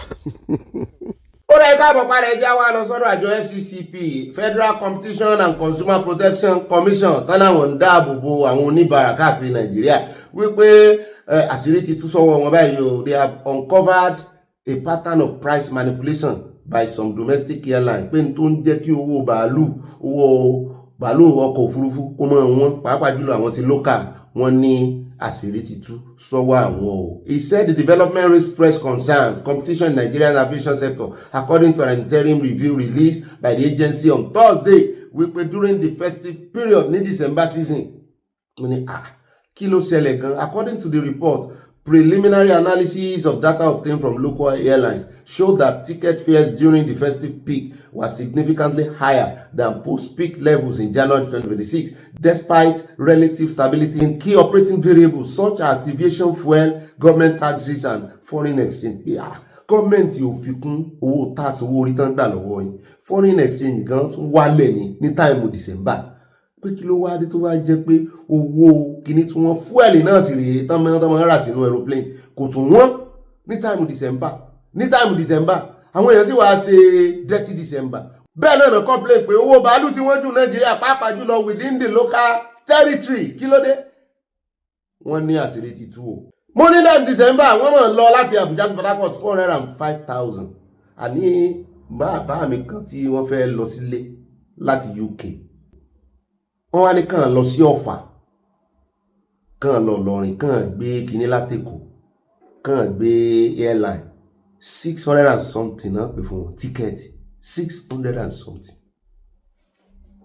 ẹja gbọ́rọ̀ lẹ́nu àwọn expert gbogbo àṣírí tó wà ní ọ̀rọ̀ yìí. ó ra àwọn mo fẹ́ kí ẹ jẹ́ kájọ farabalẹ̀ gbọ́ apá bíi dáadáa torí ìkànnù àwọn ọ̀gá wọn ní FCCPC la gbé wá ó fẹ́ sọ̀rọ̀ gbogbo ń tán rí gbogbo iṣẹ́ ìwádìí tán ṣe mọ́ sí yan àwọn èèyàn jẹ ×9 ní gbogbo price tí àwọn èèyàn fi wọkọ̀ bàálù Nàìjíríà lókà mo ní kà làwọn ará bí wọ́n ní kò sì sí nǹkan kan tó ní láárí tán lè tọ́ka sí wípé ìdí rèé tí wọ́n ṣe gbé owó ọkọ̀ ìjọba ò fún wọn ní more tariff wọn fún wọn táàsì wọn ní kẹ owó epo tán rọ sí plane òwọ́n bẹ́ẹ̀ náà sì ní kò tiẹ̀ sí nǹkan kan tó ní láárí tán lè tọ́ka sí torí ẹ̀ ni àwọn ẹgbẹ́ oníbàárà ìfi ní fẹ́ wádìí wọ́n sì ti wádìí báyìí ẹ jẹ́ á gbọ́ gbogbo kúlẹ̀kúlẹ̀ ìwádìí wọn àbájáde tó mú wá káwá wò bóyá wọ́n gbé gbèsè lé lórí káwò bóyá wọ́n dáwọ́ àwọn ọmọ Nàìjíríà tó wá sí Nàìjíríà tí wọ́n sanwó nù ní December gbogbo àwọn tó wá ṣe dirty December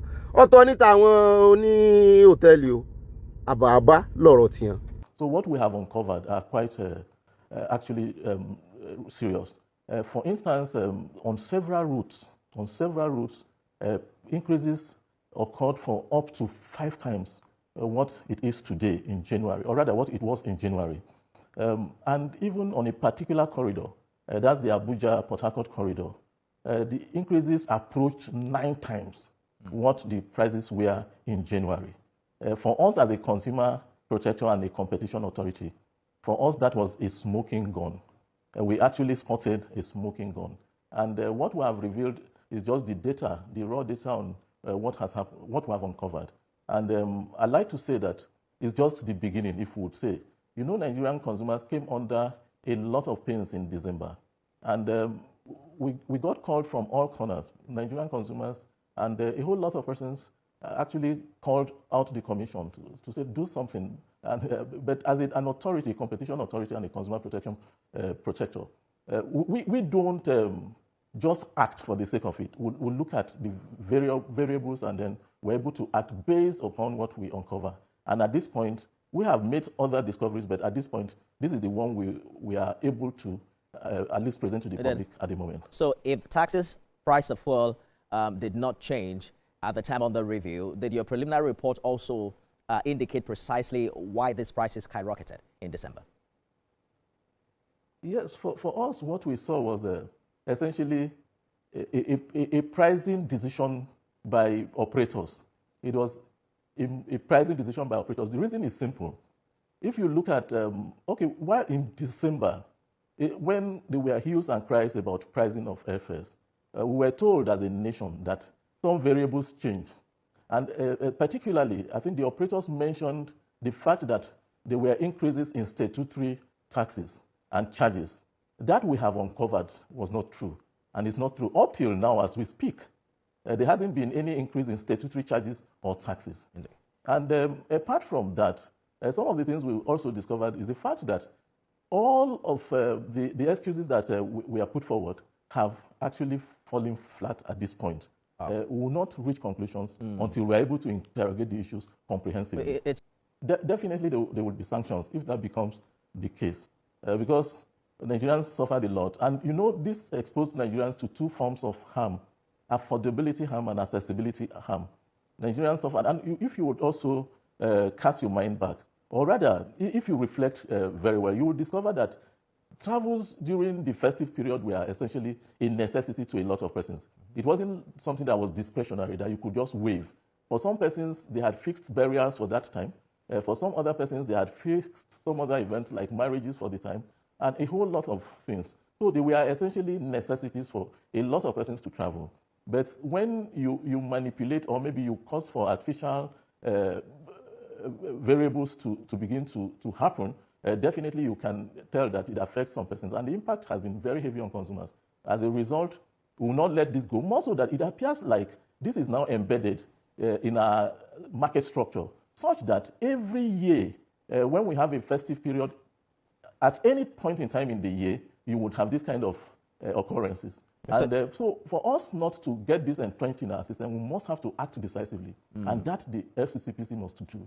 We would definitely act decisively. So by the time we reach conclusions, there would be possible penalties and there will be sanctions here and there. Let's talk about the passengers who paid what the commission now consider were inflated fares. Is there a pathway to refunds or compensation? Is that something these passengers can look forward to? Well, what I would say about that is decisions that will be taken by the commission will be proportionate to whatever the findings are.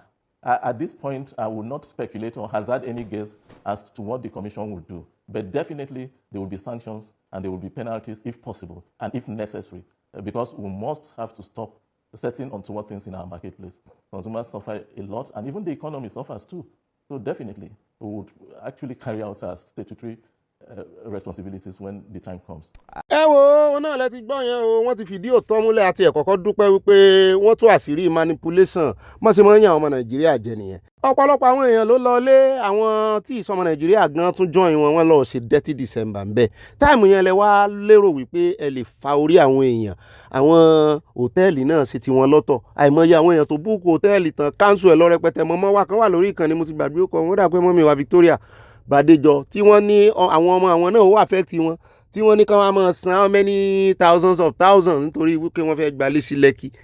Gbogbo eléyìí tán ṣe wọ́n fi ń ba ọjà jẹ́ ni Nàìjíríà sì gbádùn kí wọ́n sáré bàbí kan jẹ́ bí tẹ́tí l'opportunity. Ẹ wo dirty December, ẹ wo àwọn èèyàn bó ṣe ń wá sí Nàìjíríà lóríṣiríṣi, ẹ wá wo tẹ́ ń tọwọ́ bọ̀ èyí tax wọn gbé tax tẹ́ fi ṣe excuse wọn ìjọba ò gbé tax lẹ́yìn lórí exchange rate ó wà òkè ńgbà náà exchange rate ò fluctuate iye tẹ́ ẹ̀ ń ra fuel kò lọ sókè.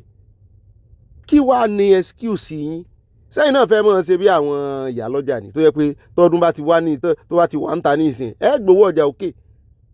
Ó dá àwọn client àwọn oníbàárà àwọn ọmọ Nàìjíríà àtàwọn tí ìsọmọ Nàìjíríà tó ti wá náwó ńkọ́ eléyìí local ni o kì í tún ṣe international o. Inú mi ti ẹ̀dùn pé ìgbésẹ̀ wà wọ́n gbé ìgbésẹ̀ ṣùgbọ́n sẹ́yìn rò pé bí arákùnrin ṣe ń sọ̀rọ̀ ìtàn tó ń bí wípé ṣé wọ́n dòwó àwọn èèyàn padà ó náà ti mọ̀ ṣùgbọ́n ẹ ti rí manipulation times 9 ó ti pọ̀ jù times 9. Abálájọ èèyàn mi tó fẹ́ lọ sí ilé tó fẹ́ gbé aeroplane aircraft tó fẹ́ gbé láti Èkó lọ sí Ìlọrin tán ni ó máa mú 650 ó yà lẹ́nu mo ní àbẹ́ gbọ́ dáadáa tán sọ fún yín 650k. Èló náà wá ń gbé tẹ́lẹ̀ times iye tán ń gbé tẹ́lẹ̀ times 9 òun ló bá dé yẹn so gbó wọn ló fowó kún kínní yẹn ibi táwọn èèyàn ń lọ tẹ́lẹ̀ ẹ wo Port Harcourt sí Àbújá wọ́n ní 405,000 imagine.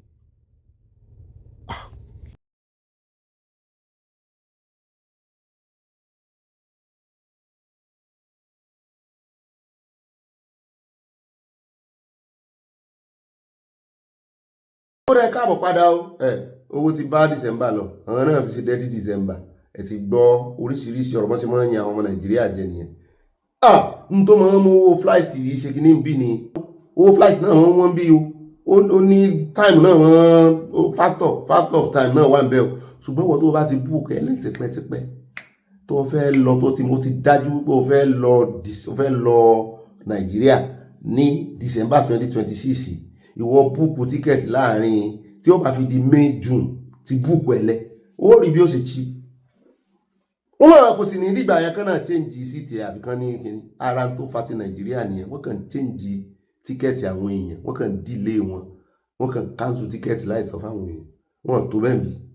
Ó dá ẹja tẹ̀síwájú ẹja wá lọ́nu studio ẹja dọ́dọ̀ Galadima níbi tó ti kanu sí máìkì tó ń accuse federal government of selective prosecution lórí ọ̀rọ̀ tí El-Rufai bẹ́ẹ̀ náà ló tún tàbùkù ààrẹ olódòdẹ pé nígbà tí wọ́n lè Goodluck Jonathan kúrò lórí oyè excuse wípé insecurity wọ́n ń pa àwọn èèyàn wípé kán wá gbé kẹgbẹ́kẹgbẹ́ ara wọn ìpànìyàn abẹ́ ìṣèjọba Goodluck Jonathan àti tààrẹ olódòdẹ èwo ló pọ̀ jù èwo ló wé jù mo ní tààrẹ olódòdẹ wé lóòótọ́ of course ó wé ojú ti ìgbà ti kinní lọ ṣùgbọ́n àwọn wo la bá ń bẹ̀ àwọn wo gan-an ló wora wọn ràn tẹ́yìn ilẹ̀ Haúsá ò bá wora yín ràn ṣé insecurity àtàwọn apààyàn tẹ́ kó jọ ṣé wọ́n mọ̀ increase mo lábòsí tó wá ṣe ó jájú lójú ẹ bá ń tẹ̀sí àwọn ọmọ Nàìjíríà dá lóhùn.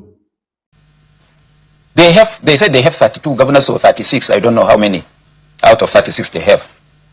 And they are afraid to face free and fair election. Can't we ask why? If it is true that they have all these governors and all the governors have support, they have told us they won election before. If they have performed, what stops them from naturally improving on what they had before? That they are so jittery, so confused, so afraid that they have to coerce people by using institutions of government, stifle opposition, stifle free speech, jail people, send the people to prison. They think they will be the last government in this country. Who have they jailed? You don't know. You are not aware that in Kano yesterday there was a massive demonstration by young men and women who accused the director of state security in Kano for aligning and becoming a bodyguard of the governor of Kano. You don't know about that? You don't know that Erafai is in prison? You don't know that Malami is in prison? Which of them can swear by the Quran or the Bible that they haven't done worse things than Malami and Erafai did?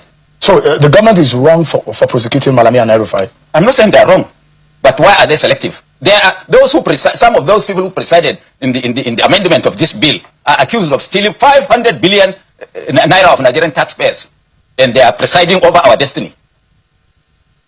Are you not? You don't feel concerned? So I just want you I want to get it right. You say, well, it's okay to prosecute Erafai and Malami, but the government should have done what exactly? It should have been a level playing ground. Any individual, whether APC or PDP or NNPP or ADC or whoever errs in law must face the law. So your accusation is selective prosecution? Oh, you don't know that one? No, I'm asking. So that's what that will tell you. No, I'm asking. You are Nigerian. You are the one alleged. Are you not concerned with what is happening to citizens? Look at young men in Kano who go to radio to make an opinion. They have been arrested and sent to jail. Sometimes tried in the night by judges who are forced to jail them. Now, things start small. You don't know how they can blossom and become something else. They shouldn't presume that Nigerians are gullible and they cannot react. They should remember, and they know better, that when things got less than 10% of the situation we find ourselves in 2015, Nigerians rose to the occasion and removed that government. If you can remove a Jonathan's government for a simple insecurity in the northeast, what would you be doing to the APC government? I think we have to cut them into pieces. And away from politics, Justice Joyce Abdulmalik of the Federal High Court has remanded former Attorney General of the Federation and Minister of Justice Abubakar Malami alongside his son Abdulaziz and wife Asabe at the Kuje and Suleja Correctional Centers following their rearrangement over alleged 8.7 billion naira money laundering charges. The trial were rearranged by the Economic and Financial Crimes Commission, and the remand order was issued shortly after their pleas were taken. During proceedings, Malami's counsel, Joseph Daudu, SAN, drew the court's attention to the 500 million naira bail earlier granted to each defendant on January the 7th by Justice Emeka Wite of the same court, noting that the conditions have been perfected.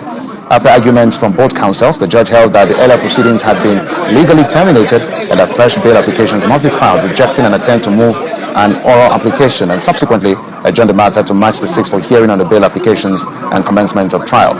Meanwhile, same court also admitted the Attorney General and his son Abdulaziz to 200 million naira bail in the charges bordering on alleged terrorism and firearms possession brought against them by the Department of State Services. Malami and his son were, however, ordered to be remanded at Kuje Correctional Center pending the perfection of the bail conditions imposed on them by the court. Ó dẹ̀ káàbọ̀ padà ibi láti wá bọ́ sí ọ̀dọ̀ arákùnrin Tanko tó ní sẹ́yìn òmọ̀kàn fẹ́ pa Òbí ni Òbí náà tágẹ̀tì láìfù ẹ̀ wá pé tó bá fi lè pa Òbí pé nǹkan ó lé Nàìjíríà o. Pé wọ́n ẹ kìlọ̀ fún àwọn brotherhood yín ní Edo State o. Gbogbo gàràgàrà tó ń ṣe yìí ó bó tẹ̀ jẹ́ pé gómìnà Edo náà ti sọ̀rọ̀ ó jáde ó ní kò sí tó kà wọ́n ń bẹ́ o. Ó ní àwọn ẹgbẹ́ ADC náà fẹ́ para wọn àwọn ò mọ̀ sí o ẹjẹ́ wá gbọ́rọ̀ lẹ́nu Tanko ibo ló ti rí ẹ̀rí wípé ẹ̀mí Peter Obi gan-an lé débẹ̀. First of all, I like to establish the fact that His Excellency Mr. Peter Obi have been going to Edo State, not only Edo State. I'm sure every part of this country, Mr. Peter Obi has, touched the lives of Nigerians on a philanthropic level. So there is a promise being made because he went to St. Philomena. It's a school of nursing, science and school of nursing in Edo State. And that's around Downing Street in Benin. And then he has already donated monies for a building that's been put in place by the school. So he promised coming back. So So it was an opportunity for him to go back there. And we went. He came in early and it was warm reception with the School of Nursing student and all of that. So, but then also there's a second program that he wished to attend, which of course is the reception of the former, coming into the ADC by Barrister Olumide Akpata. And we went there. But naturally, he's supposed to like go in to say hello to some of the leaders in the state. So he visited the former governor of Edo State. From there, we proceeded to the venue. We were warmly received at that venue.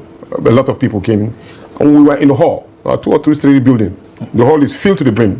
Thousands of people, like 1,000 or so, were in the hall. And so we got an intel that there's a possibility of that particular building being under attack. Prior to that particular period, we've already had information, or let me say, the leadership of the party was able to rebuff the attack and excellence. They were attempting to burn that particular building. So we hurriedly finished the program. Well, huge success. Everybody came and all we did. So we moved down. So at that point, when we were moving back to our venue, where we stood, that was when we heard that the secretariat was under siege. We learned that the secretariat was under siege, and then that buildings were being attacked and people were being attacked. So I cannot imagine. Had it been that we were still at that particular venue, that means there would have been a stampede. You know, the guns would shoot, and then. So while we were at the house of Chief Oyongu, we were about to leave the house. In fact, Mr. Peter Obi and the other governors, former governors, were together, including my humble self, so, and Odumide Akpata. We moved out. While we were moving out, that was when we had the spiritual shooting. Pa, pa, pa, pa, pa, pa, pa. I thought we were in a war and all of that. That was when we noticed that there was an attempt on our lives. Because if they have left the secretariat, they followed us down to Oyegun's house. That means that they were targeting Mr. Peter Obi because he's the man of the moment at the moment, with all due respect. And that was where I saw the courage of Mr. Peter Obi. He actually insisted that we go out and see the level of damage. We went there and then... What are the chances that this was not an attack on him? What are the chances? 0 to 1. But this is an ongoing investigation. Yes. It's safe to say that there are things that you don't know yet. No.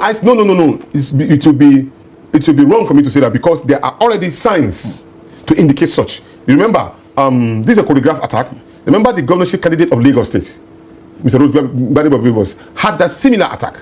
Remember also in Kebbi State, former Attorney General of the state also has similar attack. Remember also Nana National Erufai in Kaduna has similar attack. Remember that on the 21st of February, our agent in the local government election, Ms. Malam Abubakar Musa, was killed, was dead in the chest. So these are not a kind of unconfirmed story. These are real stories of what has happened. And so, imagine if it was only Mr. P.O.B. that did not even go anywhere.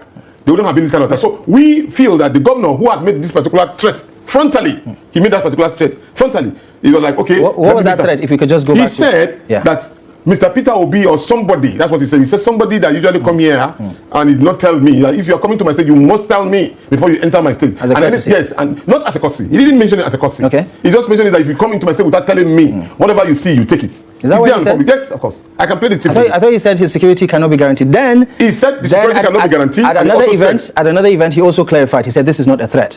So it's also safe to just put all these messages together. You see, that's where the difference are. We have crooked processes of election. It usher in crooked Janjaweed kind of leadership.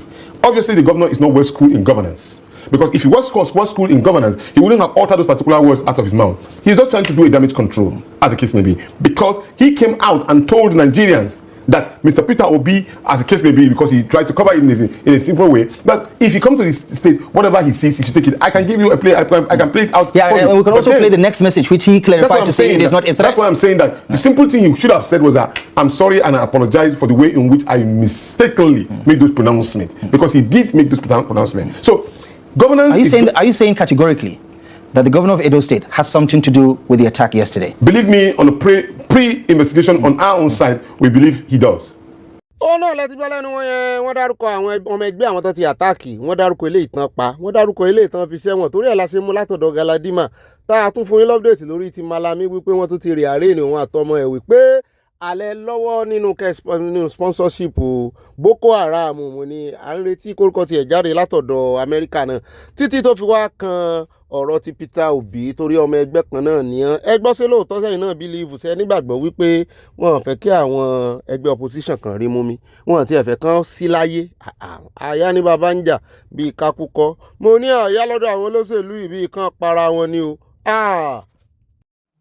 ó rẹ káàbọ̀ padà ká tó lọ sí Yewata bó ṣe ṣẹlẹ̀ nílé ẹjọ́ ẹjẹ́ àkọ́kọ́ dé ọ̀dọ̀ ti ẹjẹ́ àkọ́kọ́ dé Plateau níbi tí àwọn tí wọ́n pa èèyàn wọn tán ti ń wa omi ẹkún mu àtàwọn tí orí kó yọ nínú ìṣẹ̀lẹ̀ yìí tán jọ wà nínú mọ́tò tán ti fẹ́ pa wọ́n táwọn ọ̀rẹ́ wọn kú ní Plateau ni o gbogbo ibi tó bá sá ti ń jẹ́ North Central Nasarawa ni o Benue ni o Kwara ni o Kogi ni o Plateau ni o Niger ni o wọ́n fẹ́ pa bẹ̀rún ni ẹ bá tẹ̀sí ilẹ̀ agbára.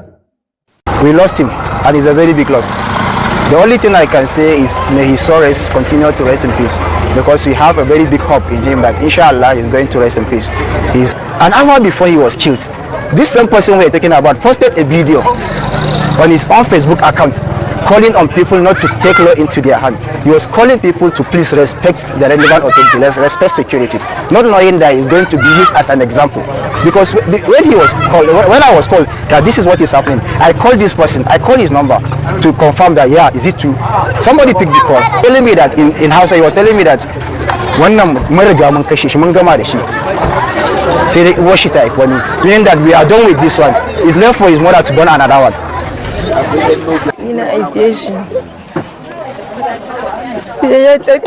I am his mother. He loved and cared for me deeply. He used to trade around Terminus Market, but was driven away from there. He then began traveling to villages for his business. I told him not to go to some of those communities because of the security situation, but he insisted. On Monday, he told me he was traveling, and that was the last I heard from him.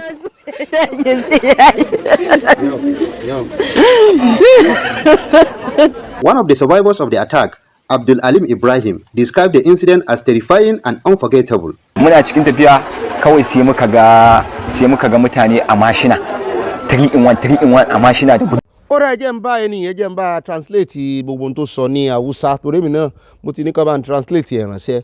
Ó nínú mọ́tò làwọn wà táwọn ń lọ òun àti àwọn ọ̀rẹ́ òun àti àwọn míì táwọn ò mọ̀ ó ní sàdédé làwọn rí àwọn kan lórí kátàkùkù pẹ̀lú bọn wọn kó bọn dání rẹpẹtẹ ó nílẹ̀ rú bá wọn ó ní wọ́n sá overtake àwọn wọ́n ṣáájú àwọn lọ ó ní ṣùgbọ́n nígbà wọn táwọn ti wá rí wípé àwọn mọ́tò míì náà tún ń bọ̀ opposite àwọn tí ò sí nǹkan kan tó fi ṣe wọ́n dá wọn yẹn dúró ó ní torí ẹ̀ ní ẹ̀mí àwọn sì balẹ̀ wípé ẹ̀ kò ní í ṣéwu ó ní àṣé ewu ń bẹ lóko lóńgẹ́ gan fúnra rẹ̀ ewu ni ó ní nígbà táwọn ò fi bá wọn wájú torí wọ́n ti ṣáájú àwọn wọ́n ti overtake àwọn ó ní wọ́n dán dúró ó ní ìbéèrè kan táwọn kọ́kọ́ bi àwọn gbogbo àwọn náà ní wípé ó yá ẹni tó bá jẹ́ mùsùlùmí ẹ̀sìn tó bá ń ṣe bọ́ síbí ṣé mùsùlùmí ní ọ́ wọn láwọn ń bọ́ bẹ́ẹ̀ àwọn ń bọ́ bẹ́ẹ̀ ó ní wọn tiẹ̀ fààyè gba àwọn rárá ó ní wọ́n kàn pa àwọn èèyàn lọ ni ó ní dírẹ́bà àwọn sì wà ní mọ́tò àwọn ò tí ì bọ́ lẹ́ńdà wọn ó ní dírẹ́bà tó rí báyìí ó ní dírẹ́bà kan tẹ iná mọ́ ó tẹ̀sán mọ́ tọ́tù ni ó ní bó ṣe sá lọ nìyẹn wọn méjì péré làwọn escape wọn náà yòókù wọn gba ọ̀run lọ́mọ ni eléyìí lágbára Plateau lélẹ́yìí ti ṣẹlẹ̀ ṣùgbọ́n ẹ̀ tí gbọ́ nǹkan kan ẹ̀ tí rí nǹkan kan wọ́n kàn play fídíò kan ní ìsìn eléyìí tó ṣẹlẹ̀ ní ṣé Kebbi ni jọ bí ẹni pé Kebbi náà ni irọ́ Kebbi Adamawa wọn kìíní ti pọ̀ jù wọ́n sì ń ṣẹlẹ̀ at the same time ni ṣùgbọ́n níbẹ̀ ni àwọn aráàlú tí wọ́n ti rí àwọn tí wọ́n wọṣọ àmì tí wọ́n kọ́kadà dé ibẹ̀ náà lẹ́tì mọ́ gbọ́ nínú fídíò yẹn tó ń sọ wípé àmì ni wọ́n àwọn kan ní wọ́n ìṣe àmì ni wọ́n ìṣe àmì àṣẹ wọ́n ìṣe àmì wọ́n pa wọ́n wọ́n àmì.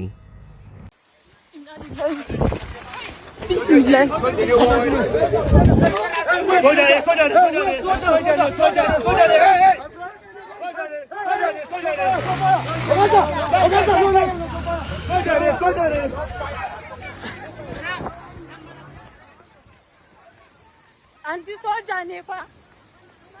Sojoji mana.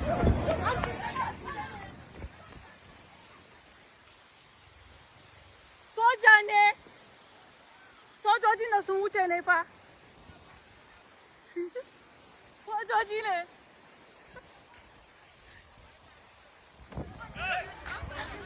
Grieving after Boko Haram insurgents launched a deadly attack on Madagali local government area, this time striking the hometown village of Adamawa State Governor Adamu Umaru Fintiri. The assault occurred late on Tuesday night, around midnight, leaving at least 18 to 27 people dead, with dozens more affected, among those killed.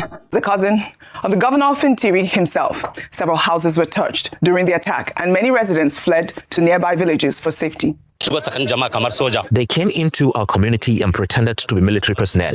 Shortly after, some followed on motorbikes and started shooting. We need strong gun because these people, they have a strong gun. And our boys here, some of us are not sleeping.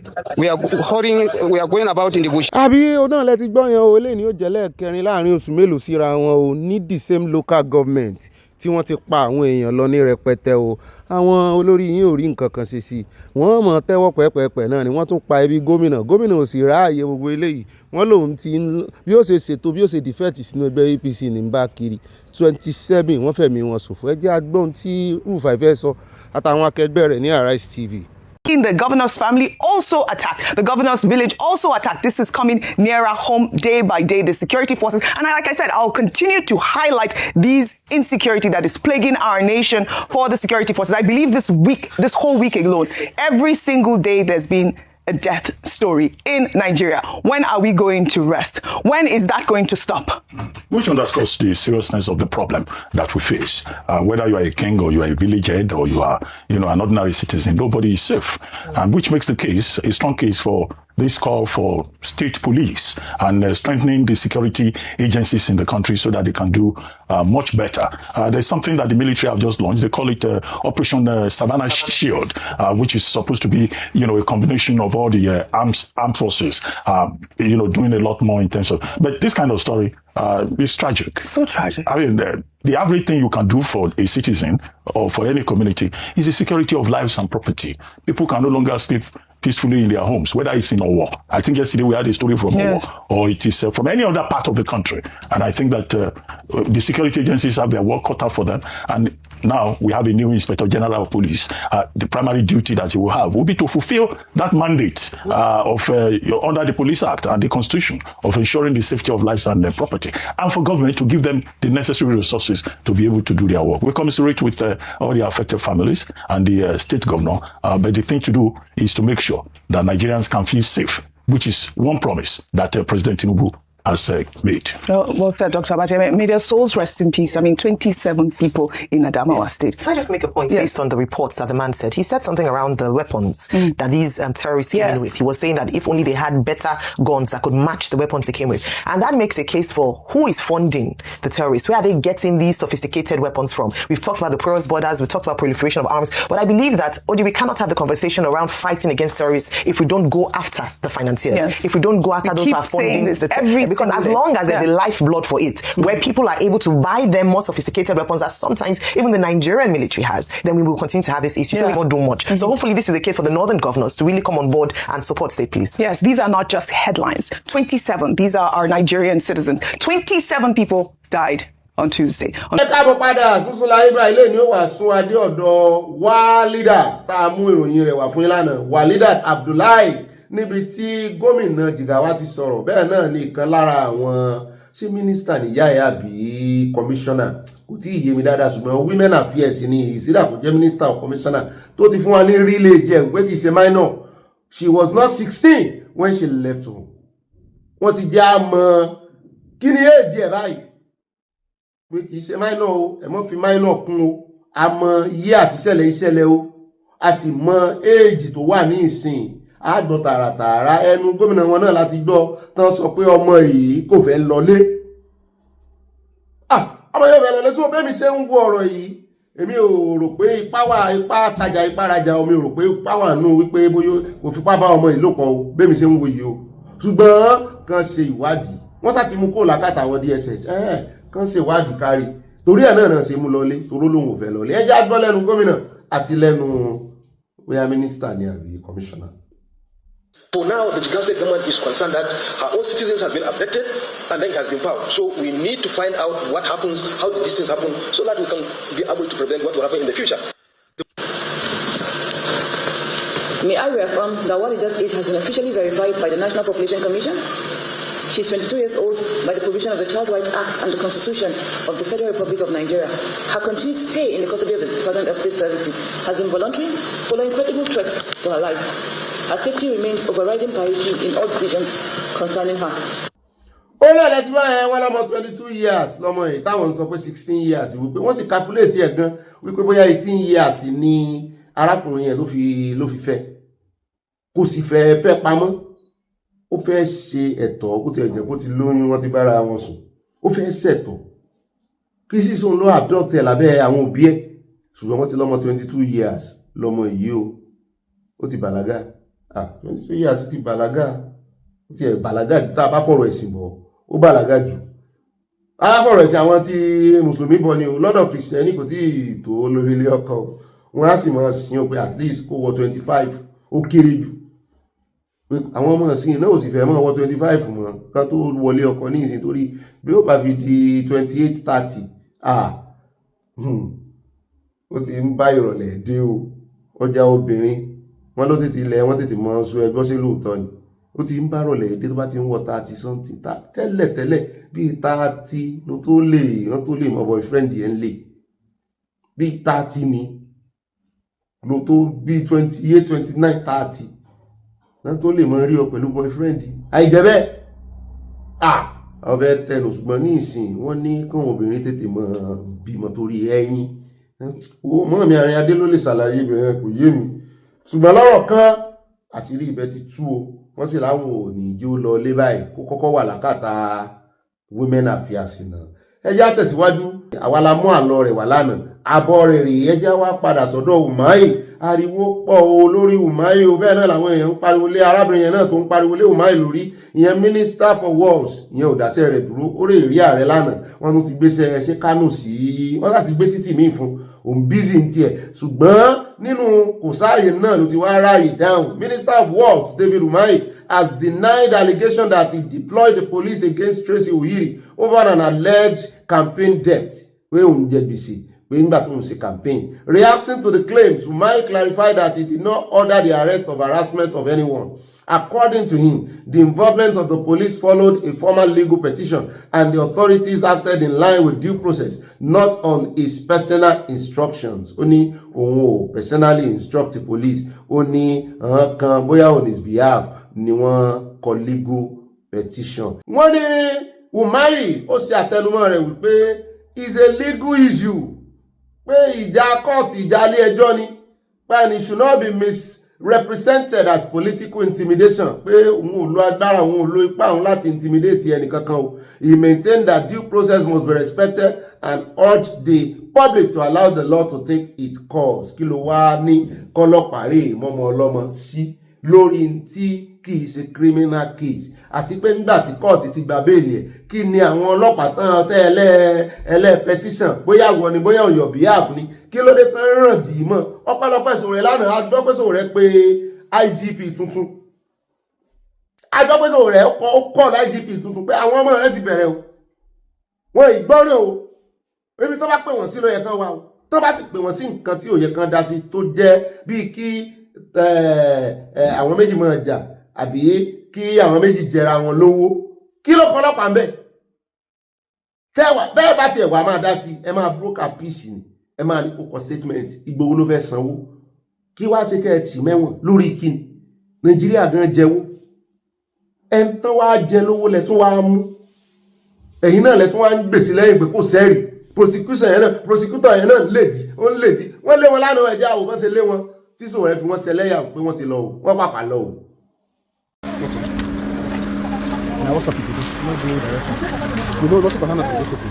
So those people go. I know. Freedom, freedom. Freedom, I don't comment.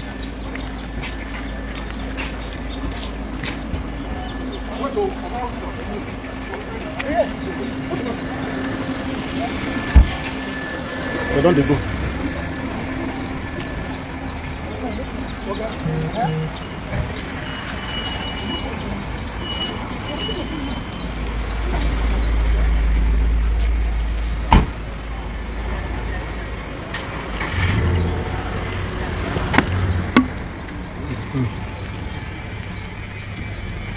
Wọ́n náà lẹ́rí yẹn o wọ́n pàpà kóra wọn lọ o Sowore ò gbà kí wọ́n mú arábìnrin yẹn kan lọ mú sí Kùjé lánàá ṣùgbọ́n nígbà tí ilé ó fi mọ́ láàárọ̀ yìí gbogbo béèlì ẹ̀ ní Sowore ti perfect pátápátá ṣùgbọ́n wọ́n ní registrar kọ̀ wọ́n ní kò wá wọ́n láwọn ò fojú kàn án wọ́n ní wọ́n sàn ṣe kùrùkẹrẹ àṣẹ̀yìnwá àṣẹ̀yìnbọ̀ wọ́n ní detention tán fi woman yẹn gan sí kó tó di pé wọ́n mú wálé ẹjọ́ tí Sowore wá jà fún láti gba béèlì ẹ̀ wọ́n ní kùrùkẹrẹ ni wọ́n ní wọ́n register ẹ̀ kì í ṣe ilé ẹjọ́ ló ní kàn fi sí detention wọ́n ní wọ́n rí fake ẹni mo ní àṣẹ̀yìnwá àṣẹ̀yìnbọ̀ pátákó ráìsà wọ́n ní woman ìsá ti collapse ó ṣubú hospital ló wà báyìí ẹ jẹ́ àwò bó ṣe lọ.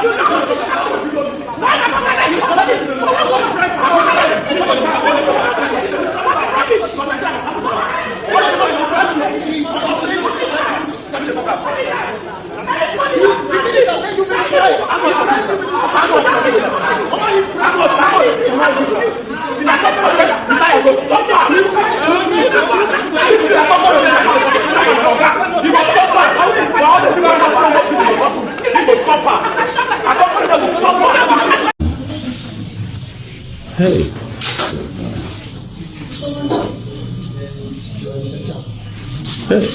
There's no way I'm running to. Even me, I don't run away from Tinubu. Why would I then collect somebody from you and run away with her? This essence of bail is to produce an accused person for trial. Somebody can stand for you. This woman is not running away. But Mahi had paid all of them, prison, police, and presumably some judicial officers to make sure that this woman sleeps in the tent. Even after she collapsed, the prison guy was saying that they must take her to curfew. Yes, that is what God said, that they must take her to curfew to go and process and release. But she refuses to accept a release order from the same registrar that gave him a detention order. Now we have discovered that the detention order is fake. The guy cannot go free. No, it's not going free. No, it's not going free. So, and we have told them if it's going to require candlelight vigil for this hospital tonight, we'll go and buy candles. We have Nigerians to fall in. We'll do it. She's not leaving this place without the people who forged her detention order being arrested and tried. Yes. Yes. She has to go home from here. Yes. Yes. That's all we have to update you. The court is a place to pursue the matter. Yes. Parties involved need not resort to self-help.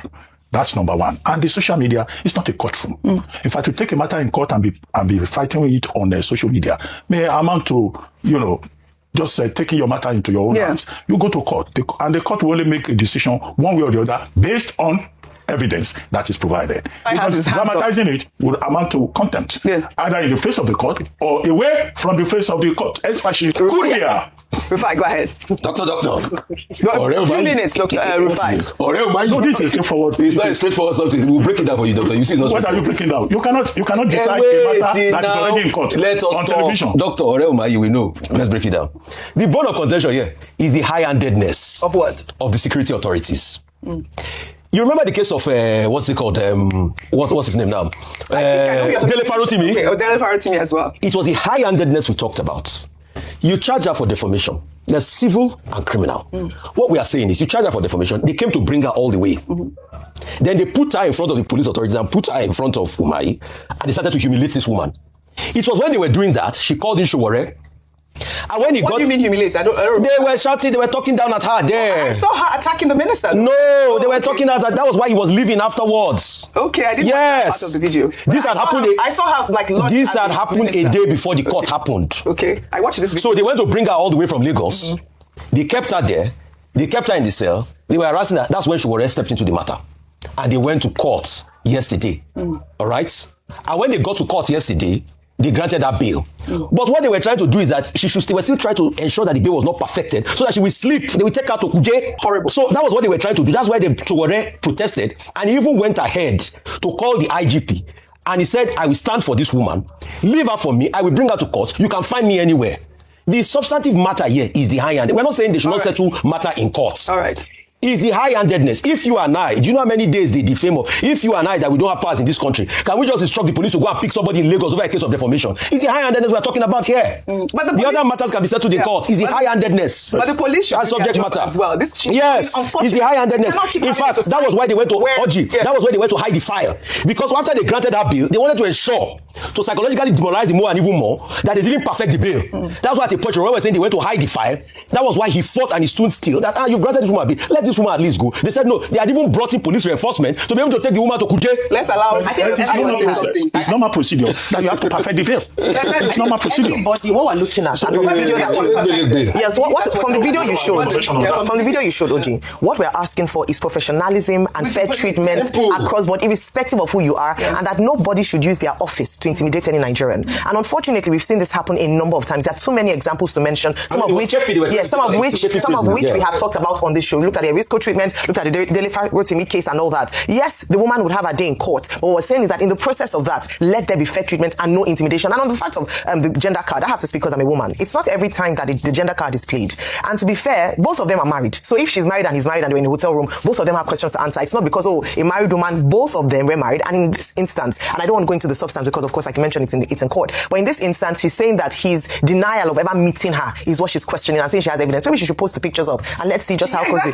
Just how cozy. Yeah, just how cozy they were. Because that is in court anyway. Yeah, that will be decided in court. That doesn't concern me. It's the higher-handedness that concerns me. Yes, that's what we're talking about. But you know, abẹ́rí ọ̀rọ̀ láàrin Rufai àti Dr. Abati ó jọ bí ẹni pé dókítà tó wà níwájú orúkọ Dr. Abati bóyá Rufai láti máa gbà fún torí ọ̀tọ̀ ni tí wọ́n ń sọ ọ̀tọ̀ ni tí Dr. Abati ń sọ kí ni married woman náà wá ní hòtẹ́ẹ̀lì èèyàn ṣàlàyé wípé kì í ṣe jurisdiction òun lòun ti lọ deliver àjọ iṣẹ́ fún òun gba hòtẹ́ẹ̀lì ẹ̀ gan náà tún sanwó ń bẹ̀ kì í ṣe jurisdiction àwọn ṣé ta ni kò ń sùn ni òun náà sì mọ̀mọ́ ṣé òun mọ̀gbà tó wá gba hòtẹ́ẹ̀lì sí ẹgbẹ́ tó wá gba rúùmù sẹ́gbẹ̀ẹ́ rúùmù àwọn ó sì róró wá ẹ̀yin wẹ́n wá mọ̀ sọ pé kí lobìnrin náà lọ ṣe lótẹ́ẹ̀lì ṣe bí married woman ni kí lòun náà tó jọ́kùnrin tó jẹ́ married woman lọ ṣe lótẹ́ẹ̀lì ara bí wọ́n ṣe máa wà níjọba tán máa tẹ ojú obìnrin mọ́lẹ̀ nìyẹn o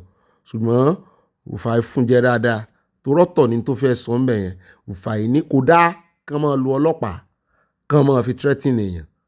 ó náà lẹ́tí rí yẹn ṣùgbọ́n tó bẹ́ẹ̀ jù bẹ́ẹ̀ lọ wọ́n ní kí woman yẹn náà kó rè prepare gbogbo dọ́kúmẹ́ǹtì ẹ̀ o kó tó jáde wá sọ o gbogbo dọ́kúmẹ́ǹtì pátápátá ní kó rè prepare o tó bá ní call tí Umar pè ńgbà náà tó record ẹ̀ tó bá ní messages tí Umar send sí ńgbà náà kó jẹ́ kí wọ́n rí o tó bá ní picture ibi tó ti lọ àbí ìyún lè lọ deliver náà kó mọ̀ sí picture kí akọ́jà wa ti wá deliver o kó tiẹ̀ ṣe picture pé ẹ̀kàn fi ń ṣe social media kìíní gan ní lọ́wọ́ ọjọ́ tẹ́ fẹ́ lọ deliver èèyàn tó bá sì ń ṣerú iṣẹ́ yẹn náà wọ́n máa ń yarú picture yẹn pẹ̀lú irú client yẹn oníbàárà yẹn láti fi hàn àwọn oníbàárà míì wípé ẹwẹ́ tí mo ti bá ṣiṣẹ́ rí so gbogbo ẹ̀ náà ó gbọ́dọ̀ lẹ́rìí owó kan ní jáde kó kàn wá mọ́ sọ̀rọ̀ kan mọ́ lẹ́rìí o mo sì jẹ́rìí sòrẹ́ náà gbogbo ìjà tí sòrẹ́ ó bàbá jà yóò rí kó lẹ́rìí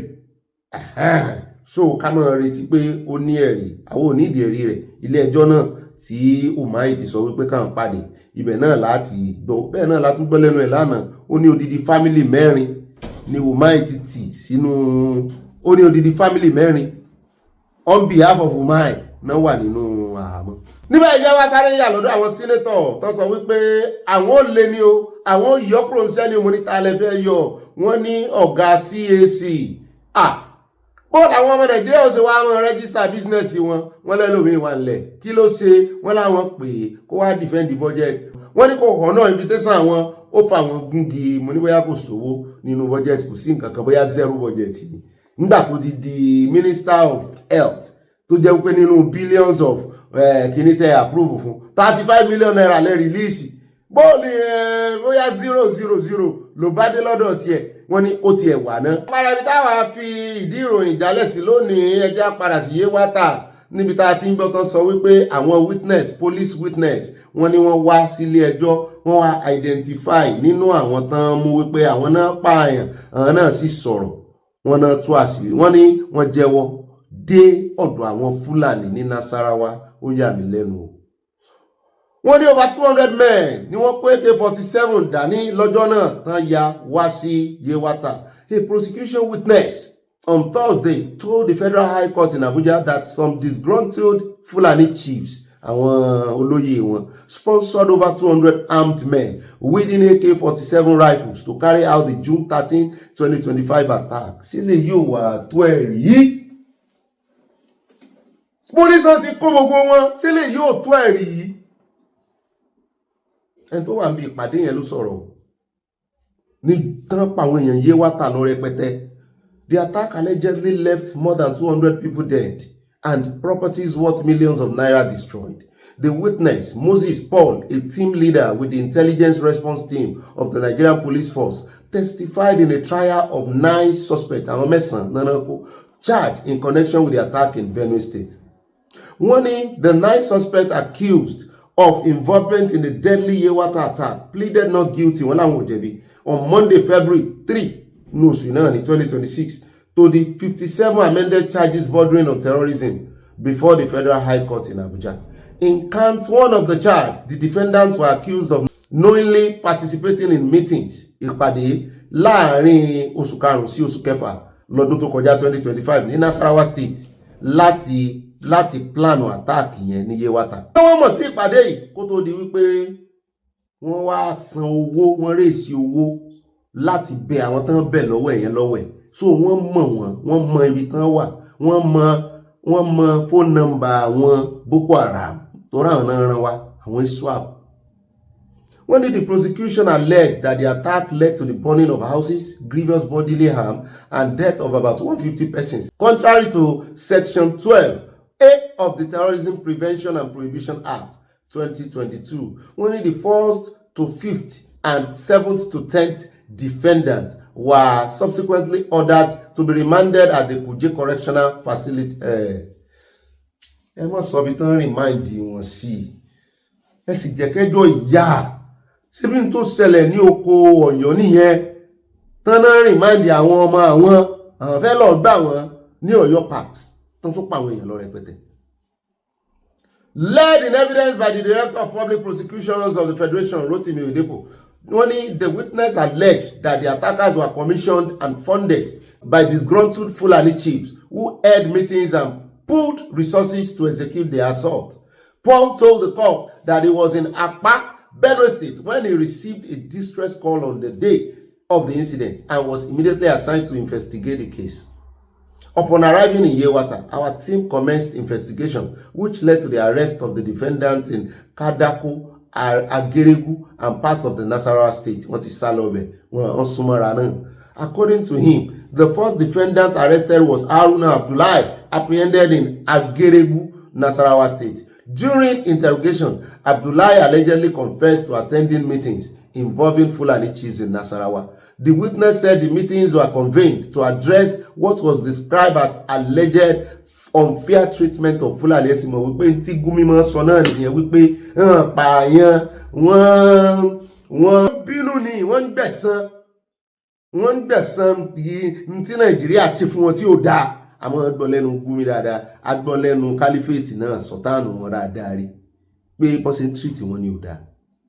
During interrogation, Abdullahi allegedly confessed to attending meetings with them. The witness said the meetings were convened to address that was described as alleged unfair treatment of Fulani in Benue and Nasarawa. Pé bọ́n ṣe ń treat àwọn bí ọmọ onílẹ̀. Àti pé bọ́n ṣe ń pa àwọn mọ̀lú àwọn ẹran ọ̀sìn àwọn, tán sì ń pa àwọn ìyè kan àwọn àrókù wọn rí, àrírí. Paul further testified that the chiefs allegedly mobilized funds and engaged armed men to carry out the attack. Àwọn náà dáwùjọ fún wọn. Pé lọ bá wa ṣiṣẹ́ bí ìgbà tó bá fẹ́ rán apààyàn níṣẹ́. He added that the initial target was Daudu community. Wọ́n ti ṣèpàdé yẹn, but upon encountering resistance, the assailant diverted to Yewata. Pé Yewata gan kọ́ náà fẹ́ lọ. àwọn yẹn kàn forí gbákú oníkúkú ikú àwọn ará Dáúdù community ní Yéwàtà àwọn ará Yéwàtà gbà pé bá ò bá rígún á ṣẹbọ eléyìí o á fòbẹ̀ ṣẹbọ bá àbá rákàlà wọn láàgbọ́dọ̀ sọ̀rọ̀ wọn láwọn wà nǹkan míì táwọn ò fi sọ̀rọ̀. Earlier, the court declined an application by the first defendant's counsel, Ibrahim Angulu, seeking to challenge jurisdiction and request bail. Wípé ibi tí wọ́n ti wá gbẹ́jọ́ àwọn l'Àbújá ẹ̀ nígbà tí ìṣe ibẹ̀ lòún gbé síbẹ̀ náà ti dáràn ní ẹ̀sùn tó fi kàn wọ́n ní wọ́n reject ẹ̀. Ìgbẹ́nu ẹ̀ dákẹ́ ò lẹ́nu ọ̀rọ̀. The court adjourned the matter to February 27 ìyẹn lónìí for the continuation of the examination of the first prosecution witness evidences. Ọlọ́run ní jẹ́ kí wọ́n bọ́ ń bẹ̀ o àwọn náà máa wá àwọn wèrè yẹn àwọn wèrè tí wọ́n kówó fún kí wọ́n wá wọn jáde. Mo ní kí wọ́n ní agbófinró ń wò gbogbo àwọn chiefs yẹn pátápátá kan lọ kó wọn kí lẹ lérò gbogbo àwọn tọ́jọ́ ṣe pàdé kan lọ kó wọn pátápátá wọ́n á ti yá dànù mo jẹ́rìí wọ́n á imagine láti Nasarawa gbogbo ń tà sí gbọ́n náà ni pé wọ́n wà disgruntled inú ń bí wọn torí wọ́n ṣe ń tìrìtì wọn sọ́mọ onílẹ̀ sọ́mọ Nàìjíríà ní in the first place for Christ's sake.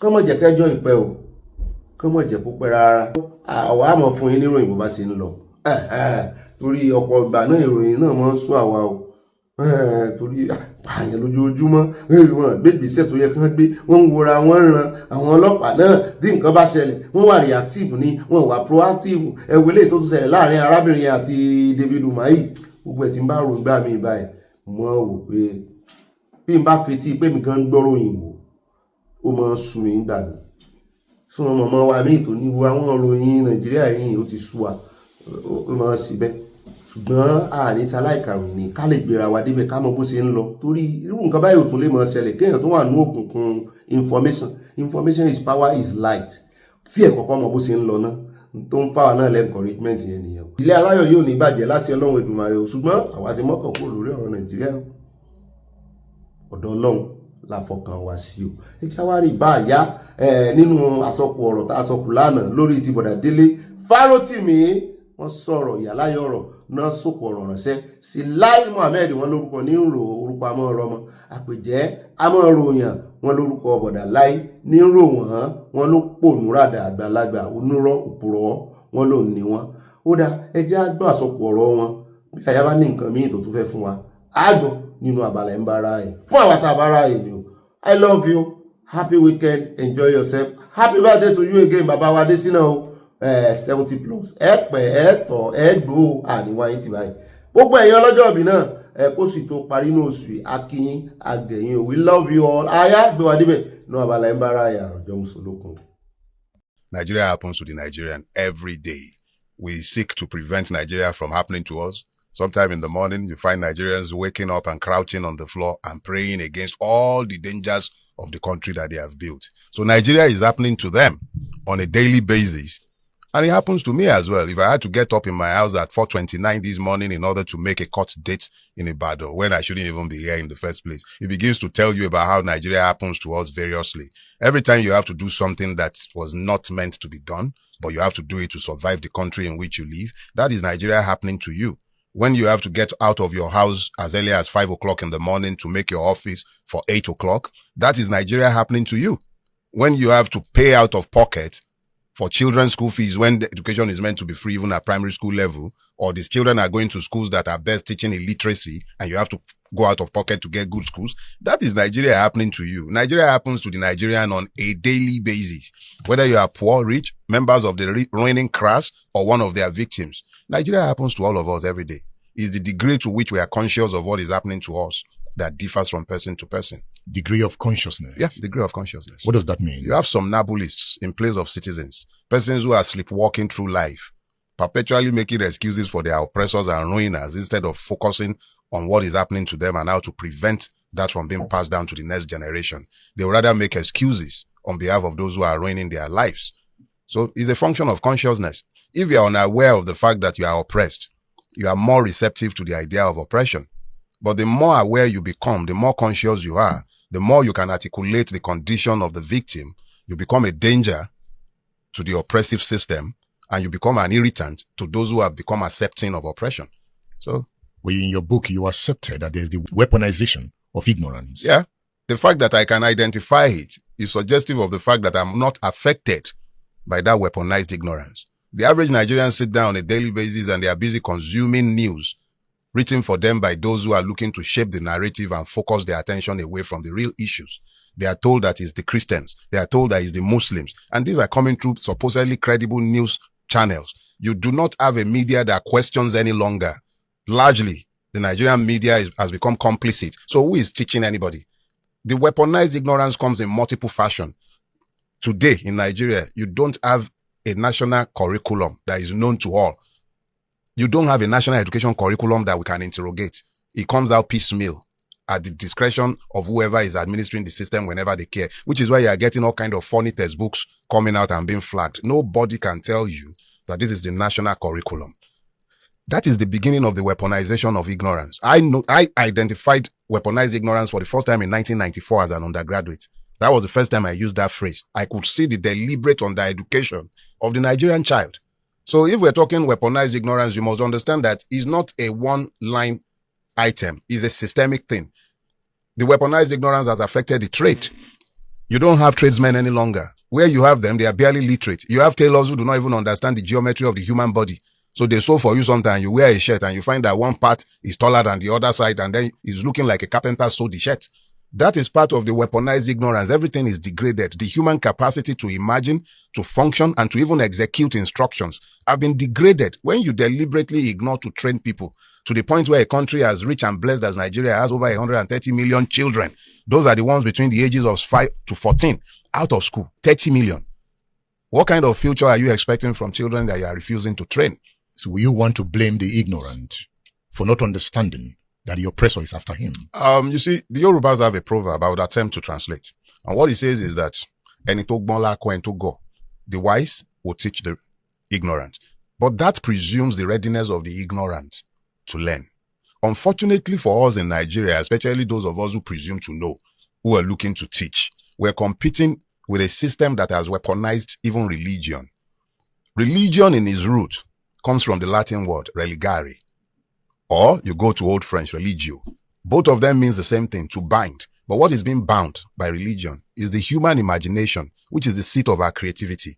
You then come to a place like Nigeria where religion has been weaponized to the point where charlatans are touting all kind of funny precepts and principles and dogmas are being taught, and people are embracing them as truth.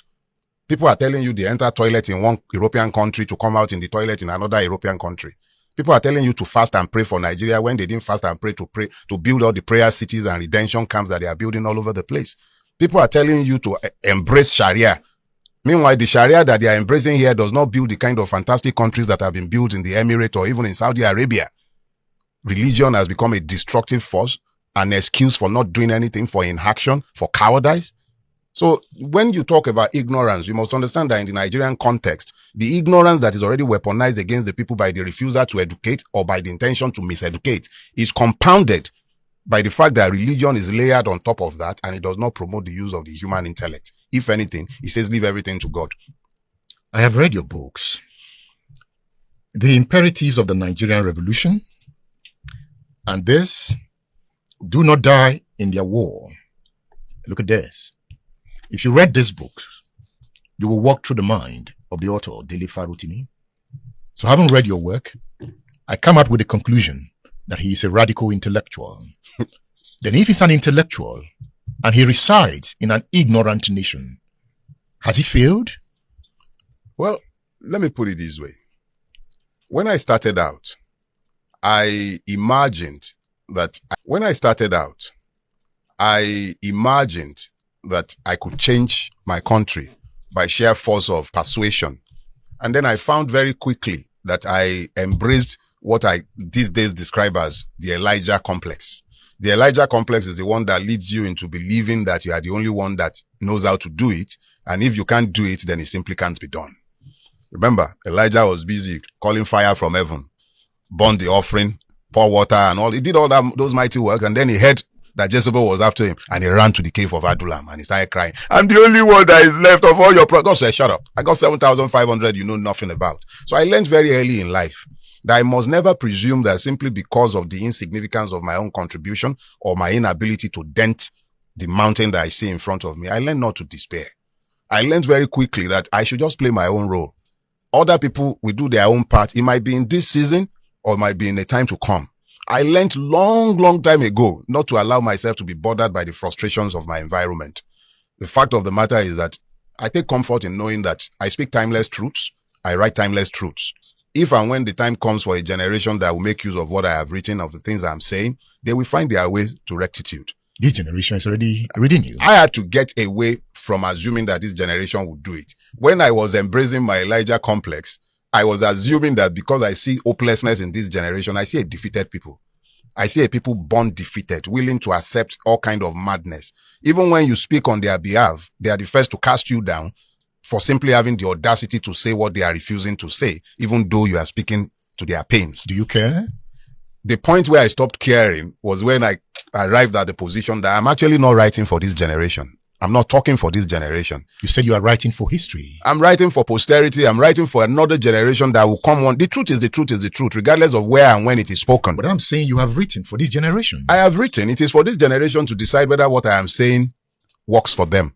I know that what I have said, the things I have written, are found untruthful precepts. Now, whether my society is accepting of the truth or not is a different ballgame entirely. But I have evolved to a point, perhaps of arrogance, where I am not bothered by the acceptance of my society. I couldn't care less whether this society embraces me or accepts the truth of what I have said to them, because I know of the timelessness of truth and the nature, the godly nature of truth.